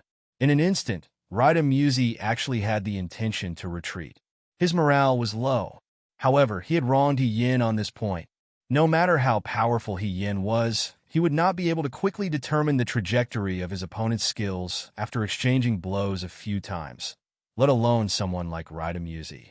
It was perhaps because they were twins by blood, or perhaps because they learned from the same master. Rida Musi's scimitar skills and Rida Muji's scimitar skills were exactly the same. Hien had exchanged blows with Rida Muji countless times in his previous life. He knew himself and his enemy, and had long since memorized his moves. At this moment, it was convenient for him to deal with Rida Musi. And Rida Musi's fear, because of this, happened to fall into Hien's trap. He was just giving him a taste of his own medicine. They were used to attacking the morale of others to boost their own morale. Now that they had finally experienced the feeling of being discouraged, this was a good opportunity. Hien's whip lashed out faster and faster, to the point that the surrounding people were a little dizzy. Rendezvous only felt that the iron whip seemed to have become a living snake, circling and dancing in front of him. Its shadow was everywhere. His scimitar swung over, but it hit nothing but air. Instead, he was hit on the forehead by the whip. The real whip was here. He furiously slashed at Hien, but the youth had already circled behind him. He had also done this when he was dealing with Walla previously. Rendezvous secretly cursed in his heart, but he saw that the iron whip was already flying in front of him, like a heavy shackle, and was about to wrap around his neck. Then, with another twist, his throat would be broken, and he would die like Walla. In the nick of time, he shouted, "Komuji!" This seemed to be the name of one of his subordinates. In the next moment, a woman's exclamation suddenly sounded in the martial arts arena. It was Song Tao Tao, who was grabbed by the Chong people and threw her onto the martial arts arena. The Chong people had strong bodies and great strength. Song Tao Tao was only a slender little girl, so she was thrown up like a commodity. If she fell, even if she did not die, she would be seriously injured. No one below the arena could make it in time. Hien's whip spun in front of Rendezvous' neck and flew towards Song Tao Tao. She also threw her body towards Song Tao Tao. The iron whip wrapped around Song Tao Tao's body. Hien flew over and caught Song Tao Tao in her arms. The two of them fell heavily to the ground together. Hien supported Song Tao Tao's body. With this fall, the wound on her waist deepened. She was caught off guard and let out a hiss sound. "Big brother, be careful." Suddenly, Chung Lisu's shout rang out. "Hien, there you go." Anxious voices came from all directions. Liang Ping's voice was extremely shrill. Hien turned his head and saw a ray of light coming towards him. When she caught Song Tao Tao, her back was exposed. Rendezvous' scimitar fell fiercely and was about to cut her into two. Hien pushed Song Tao Tao away and closed his eyes because of the wind from the scimitar. She no longer had the strength to move. "Go to hell!" Bang! There was no pain as expected, and there was no blood splattering. Something knocked the scimitar over, as if someone was blocking in front of her. Hien slowly opened his eyes. A familiar dark blue figure with a silver-scaled python embroidered with silver thread stood in front of her. A young man stood in front of her. His posture was as straight as a pine tree, and he was calm and reassuring. The long sword in his hand had not been unsheathed. It was crystal clear like snow and flowed with a bright light. It was this narrow and thin autumn drinking sword that brushed away the murderous scimitar. "Commander-in-Chief! Commander-in-Chief! It's the Commander-in-Chief!" The crowd below the arena was shocked for a moment, then suddenly became excited. "The Commander-in-Chief is back. Uncle, Xiaoju is back?" Hien looked over and felt that her vision was blurry. She could not see clearly. Xiaoju pulled her up from the ground. Hien had no strength and leaned on him softly. Xiaoju held her waist. He seemed to have noticed something and looked down. The young man in black seemed to be a little weak, but he didn't have any wounds. But at this moment, the hand that was holding Hien's waist felt a wet patch. His hand was stained with blood. He paused slightly and slowly looked at Rendezvous. However, his words were directed at Hien. His tone was as sarcastic as ever. "Why do you always get yourself into such a miserable state every time I meet you?" Hien smiled and said softly, "Maybe it's because I know that you will come to save me every time."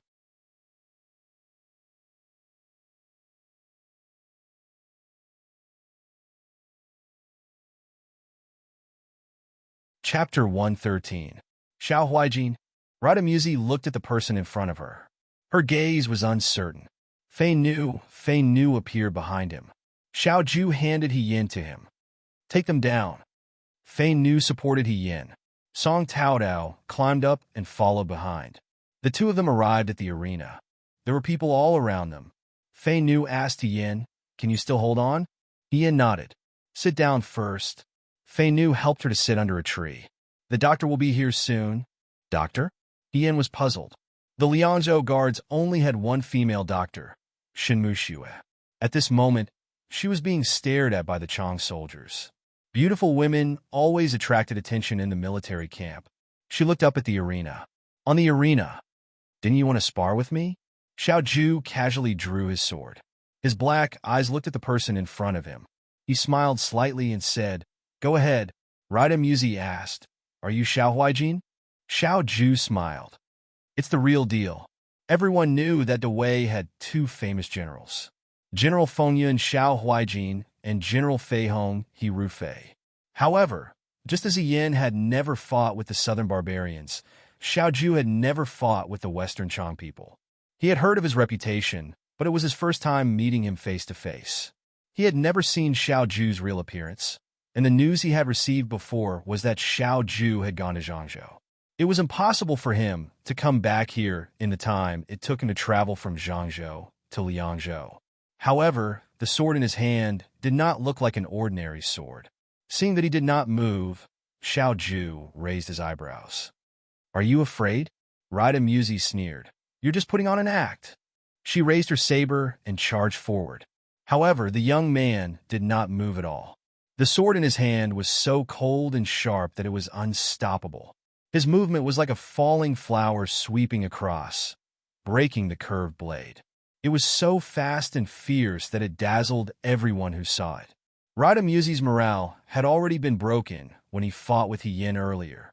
At this moment, he was even more unable to cope with the situation and was forced to retreat. The Autumn Drinker's sword pierced straight into his chest. "Commander!" His subordinates cried out in alarm. Raida Muzi retreated backward. He was not stabbed in the chest by Xiao Ju, but his armor was cut open and he was picked up by the tip of the sword. In an instant, his chest was no longer covered by armor. "Warriors of Xichang?" Xiao Ju smirked and mocked. "That's all there is to it." Raida Muzi was burning with anger, but he could tell that he was not Xiao Ju's match from the exchange of blows just now. The Liangzhou guards were full of crouching tigers and hidden dragons. Dian was one of them just now. How could a new recruit be so capable? Who knew if there were others? There was no need to continue the sparring on the training field.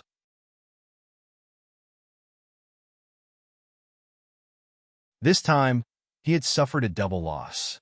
He had lost two of his favorite generals, and his subordinates had seen him in such a sorry state. Now that his morale was low, any further delay would only cause more trouble. His main task was more important. He turned his head to look below the stage. But why was there no movement? The young man elegantly wiped the blade of his sword and looked at him with a faint smile. "What are you waiting for? Are you waiting for the report of the ambush by the Wulu River?" Raida Muzi was shocked and slowly raised his head. "Then I'm afraid you'll be disappointed." Xiao Ju chuckled. His eyes were indifferent. "Komuji!" Raida Muzi quickly retreated and shouted, "Granary! Granary!" "There's no news." His subordinate's voice carried a hint of panic. "Commander, they're not back yet." Xiao Ju was slightly stunned. Below the stage, someone laughed. Raida Muzi looked towards the source of the voice and saw the culprit, who almost caused her to fall just now. That black-clothed youth called Yin revealed a pleased smile. Her voice was already very weak and soft, but her words were still so annoying. She said, "Secretly setting fire to other people's granary. This kind of behavior is too despicable. That's why there are archers ready there. Commander, your subordinates won't be able to return." They were already prepared. Raida Muzi suddenly realized that something was wrong. He had prepared early and thought that he could reel in the net now. Little did he know that the mantis stalks the cicada, unaware of the oriole behind. He thought that he was the mantis, but he didn't know that there was an oriole behind. He had been tricked. He was afraid that Xiao Ju's trip to Zhangzhou was fake. The Liangzhou guards' inability to withstand a single blow was also fake. Everything was fake. Everything was to trick them. The spy here had been exposed long ago. "We've been tricked. Let's go." He shouted to the people below the stage. "There's an ambush by the river." Ambush? The soldiers of the Chang tribe were confused. Weren't the ambush by the river their own people? They wanted to capture all the Liangzhou guards' recruits in one fell swoop. But what did this mean? "Since you're here," Xiao Ju looked at him. "Don't leave." Raida Muzi gritted his teeth and held his scimitar in front of him. At this point, the morale of the Western Chang tribe was low, and they had fallen into a trap. The only thing they could do was fight to the death. However, there was hope as long as he was alive. If he could escape, he would definitely have a chance to make a comeback in the future. Warriors! He raised his scimitar. Kill them. Kill them all. The soldiers behind him all raised their scimitars and started a massacre. They fought with the Liangzhou Guards recruits. Someone secretly set off a signal. The chimney flew up and exploded in the air. Rida Musi turned around, wanting to take advantage of the chaos to escape. As soon as he turned around, he felt someone press down on his shoulder. Want to run? At this moment, the young commander-in-chief's facial features were stunningly beautiful. However, his smile was indifferent. Can you run? They began to fight. At this moment, they suddenly heard a deafening sound in front of them. Following the sound, they saw an army rushing over from the direction of the Wulu River. They were all dressed in black armor and black clothes. The person at the front was riding a horse and held a war flag with the words South written on it. It's the South Prefecture soldiers. The 9 Flags Battalion. The South Prefecture soldiers are here. Dian could barely keep her eyes open. To prevent her from being hurt in the chaos, Fei Nu supported her and retreated. Dian could only take a quick glance. An endless stream of South Prefecture soldiers came from the river as if they were endless. Reinforcements are here. Before she fainted, she looked in the direction of Xiao Ju. There was only one thought in her mind. So, this was his plan. This was a tragic war. Rida Musi was not stupid enough to only lead 1,000 soldiers to provoke the Liangzhou Guards. He only occupied the village closest to the Wulu River and crossed the river overnight to set up an ambush. If the recruits of the Liangzhou Guards could not hold them off and wanted to retreat, they would be like lambs in a tiger's den. However, man proposes, God disposes. Rida Musi probably did not expect that when he was sparring with others at the training field, the ambush by the Wulu River did not go well.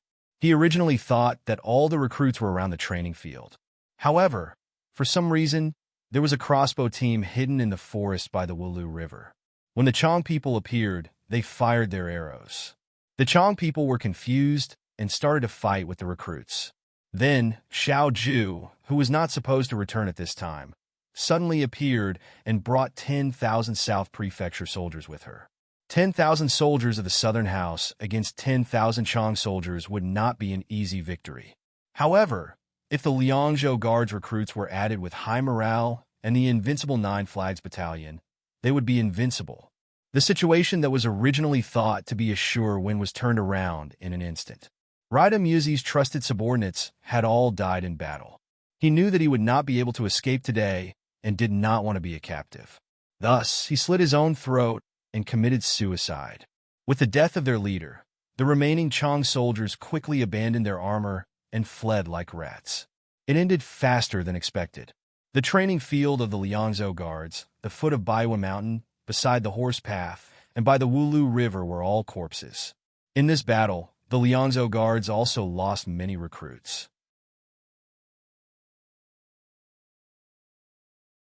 The most tragic ones were probably the patrolling soldiers who were secretly killed last night. Next was the crossbowmen by the Wulu River. The Chong people were the first to clash with them. The living and lightly injured soldiers helped clean up the battlefield and carried out the corpses of their comrades. The heavily injured were sent to the medical hall and treated by Shun Muxiue and her servants. Xiao Ju walked out with Shun Han following behind her. "Uncle!" Chung Lisu was brought over by Chi Wu. She rushed over and said in a frightened voice, "Why are you only back now? You scared me to death. I thought I was going to die here today." Before Xiao Ju could say anything, Chung Lisu saw Shun Han behind Xiao Ju. She thought about how she had suffered at Shun Han's hands a few days ago. Now that her elder was here, she immediately complained, "Uncle, Shun Jiaodo, if it wasn't for Brother He, that blockhead would have started a massacre in the Liangzhou Guards. Brother He helped us, but in the end, Shun Jiaodo locked him up in the dungeon. It's too unfair." "Dungeon?" Xiao Ju glanced at Shun Han. "What happened?" Shun Han felt a headache coming on. He replied, "It's a long story. The situation was urgent, so I didn't dare to confirm He Yan's identity. You even accused him of murder. In the end, you captured Brother He and release the real murderer. My big brother has forgiven you and saved you today. You will have to apologize to him later. Enough, Xiao Ju scolded. Chi Wu, take Sheng Lisu back. Eh? Uncle, where are you going? I'm going to change my clothes. Xiao Ju ignored him and said to Shinhan, follow me. I have something to ask you. He had rushed back in a hurry. He had not slept or rested. He had just experienced a fierce battle, so his body was covered in blood and dust. As soon as he returned to his room, he quickly bathed and changed into a clean set of clothes. Just as he walked out, he bumped into a young man in white. This young man was about the same age as Xiao Ju.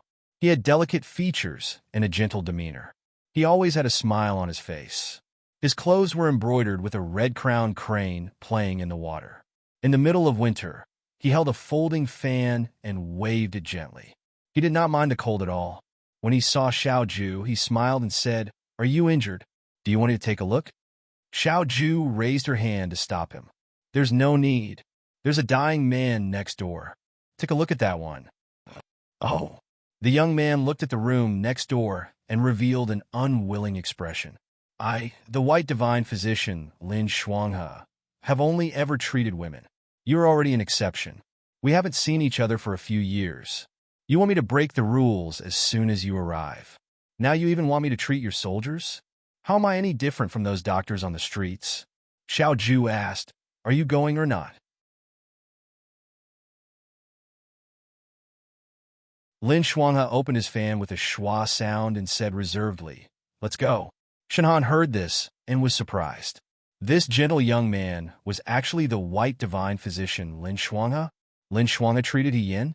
If that was the case, then the relationship between He Yin and Xiao Ju was not ordinary. Thinking about how he had locked He Yin up in the dungeon, Shenhan could not help but have a headache. This time he had really poked a hornet's nest. The few of them went to He Yan's room together. Inside, Song Taodao was sitting in front of the bed and wiping He Yan's sweat. He Yan still hadn't woken up. The mattress under his body was dyed red with blood. No one knew where he was hurt. Song Taodao wanted to help, but in the end, she didn't dare to act rashly. Shen Muxue was treating the seriously ill in the clinic and couldn't leave. Seeing Xiao Ju bring a young man over, she immediately said happily, "Second young Master Xiao. The doctor is here." Xiao Ju said, "You can leave." Song Taodao looked at Lin Shuanghe and was stunned for a moment. Young Master Lin? Shuo Jing was not small, but it was not big either. Song Si and Lin Shuanghe's father knew each other. They had met before and could be considered old acquaintances. "Miss Song, long time no see." Lin Shuanghe waved his fan. "I'm here to treat this little brother." "But you aren't you?" Song Taodao hesitated. "It's true that I only treat women." Lin Shuanghe sighed. "But I was entrusted by someone, so I'll make an exception. This is the only time, and it won't happen again." Song Taodao still wanted to say something, but Xiao Ju said to her, "Miss Song, if you have nothing else to say, please leave so as not to delay the doctor's treatment." "Okay." The little girl got up and left. Xiao Ju closed the door behind her. Song Taodao looked at the closed door and suddenly realized something. Wasn't Xiao Ju still inside? How could he not delay the doctor's treatment if he was inside? How could it be like this? In the room, Lin Shuanghe walked to He Yan's bed and put his suitcase on the small table. As he opened the suitcase, he said, "What is this brother's background? How could he live next to you? Is he very skilled? He looks a little thin." Xiao Ju said, "Don't talk nonsense." Lin Shuanghe disagreed. "You didn't have to ask Miss Song to leave just now. It seems that she likes this brother very much. Even if she were to watch from the side, she wouldn't be in the way. Why did you have to ask her to leave and make her anxious outside?" Xiao Ju was speechless for a moment. "You think too much. I asked her to leave because I didn't want to scare you." "Scare me?" Lin Shuanghe asked curiously. "Why would I be scared? It's not like it's a difficult disease." As he said this, he reached out to take off He Yan's clothes. Xiao Ju stopped his arm. Lin Shuanghe raised his head. "What? Take his pulse first. He's injured? What pulse?" "I know what's wrong with one look. I have to bandage the wound first." Xiao Ju glanced at him. I said take his pulse first. Xiao Huaijin, what's wrong with you now? Lin Xuanghe was confused. Are you going to control how I practice medicine now? Are you going to do it or not? Take it, take it, take it. Lin Xuanghe was suppressed by Xiao Ju's gaze and had to take He Yan's pulse. As soon as he felt the pulse, his expression changed. At first, he couldn't believe his own feelings, so he checked twice. Finally, he looked at Xiao Ju. Xiao Ju raised her eyebrows. That's right. Lin Xuang had jumped up. Xiao Ju, you're keeping a mistress in your house. Xiao Ju frowned and looked outside. You're so loud. Are you afraid that not enough people know? Others don't know. Who knows now? Lin Xuanghe asked in a low voice. It's just the two of us. Fei knew this little sister is not bad. Lin Xuanghe was used to calling all the girls little sisters. He looked at Yi Yin in a different light. I was wondering why you let her live next door. It turns out that you have an ulterior motive. What's the relationship between you two? We haven't seen each other for so long. You finally have a girl you like? Why didn't you tell me? Where is she from? Why did she come to the Liangzhou guards? It must be because of you, right? You too. Of course a girl needs to be hurt. You sent her to such a remote place to suffer. Are you even human? Xiao Ju couldn't take it anymore. Are you done? If you say more, she'll stop breathing. How can you curse a little girl like that? Lin Xuanghe scolded him. Come here and help me take off her clothes. Find a piece of cloth to cover the rest of her body. Only her waist is exposed. Xiao Ju almost thought that he had misheard. What did you say? Come and help. Although the doctor doesn't have parents, I wouldn't care so much if she was just an ordinary girl. But she's your person. Of course you have to take it off. Otherwise, if something goes wrong in the future, you'll hate me and cause trouble for me. What do you mean she's my person? Xiao Ju's veins throbbed. I have nothing to do with her. You're living together. What do you mean you have nothing to do with her? Since you already know her identity, you must have a close relationship. Hurry up. I just checked her pulse. Her condition isn't good. She's very weak. Lin Xuanghe urged him. I'll clean her wound with hot water first. Her wound is on her waist. Xiao Ju thought about the blood on his hand. When he helped He Yin up, he took a deep breath and walked to He Yan's side. After washing his hands, he slowly undid He Yan's clothes. He turned his head and looked at the other side. He didn't look at He Yin. Even so, he couldn't avoid touching He Yan's body. The skin under his hand was delicate and smooth. It was completely different from the skin of the men in the military camp. It was also at this moment that he seemed to realize that He Yin was indeed a girl. This person was usually lively and lively. She called the Liangzhou guards brothers. She also had a straightforward personality. She was even better than the men. Over time, even though he knew she was a girl, he still treated her like a man. His mind flashed back to that night when he discovered He Yan's identity as a girl at the county magistrate's manor in Liangzhou City. Yin Xiu had cut up his clothes. At that moment, he realized that the body that usually looked strong and unparalleled was actually covered with such white skin. It was so fragile that it couldn't withstand a single blow. He pulled a thin blanket from the side and wrapped He Yan's upper body in it. He reached out to untie her belt. As soon as he started, he was surprised. He Yan's belt was a bit too tight. Was it because girls like to be beautiful? Looking at this person's usual behavior, it was impossible. He untied the belt and instantly felt his palms become wet. He Yan's mattress was stained red. Lin Xuanghe also stopped joking. He reached out to check and was stunned. He said solemnly, she has a knife on her body. Xiao Ju asked what. Lin Xuanghe took out small golden pliers and silver needles from the box. He used the pliers to gently probe inside. On the mattress, He Yin furrowed her brows. She seemed to be awakened by the pain, but in the end, she didn't wake up. The pliers carefully pulled out a thin blade from the wound on her waist. Xiao Ju's eyebrows twitched. Lin Xuanghe said, half ruefully and half admiringly, this little sister is really strong. Xiao Ju looked at the blade that had been thrown into the plate. It was thin and sharp. She always carried this thing on the martial arts stage. When did she get it? Did she stab it when Raida Musi fought with her? Or did she stab it before that? If it was before that, in the previous 2 matches, every time He Yin fought with someone, the blade would pierce deeper. It was as if she was cutting her own flesh. The pain was indescribable. If a normal man couldn't endure it, how could He Yin endure it? Xiao Ju still remembered that when she arrived, the young man's face was even smiling. She couldn't tell that there was anything wrong. He had fooled everyone. Liars were used to putting on an act, but if she had to lie to herself, she would be a little pitiful. What's the background of this girl? Lin Xuan asked Xiao Ju as he cleaned He Yan's wound. The daughter of the gate commandant. The gate commandant? Lin Xuan's hands paused. Why is she here? Because of you? You're thinking too much, Xiao Ju sneered. To build a career?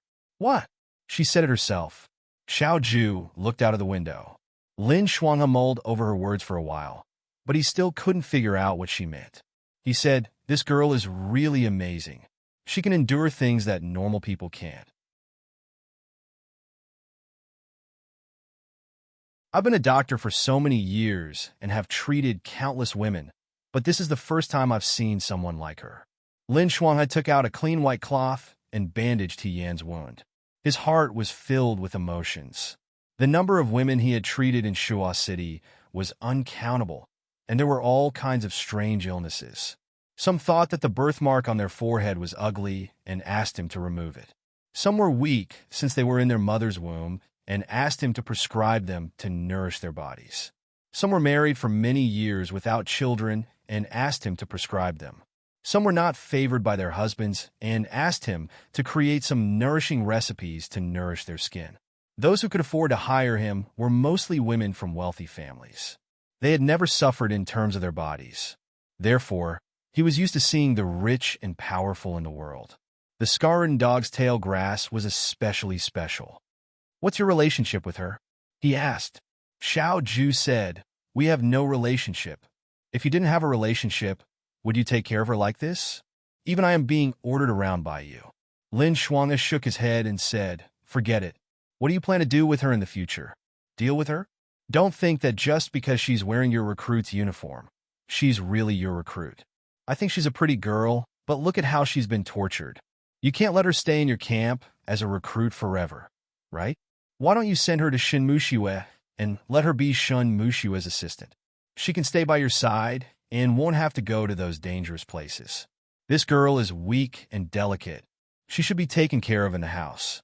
You're good. You're ruthless. You're ruthless. Weak.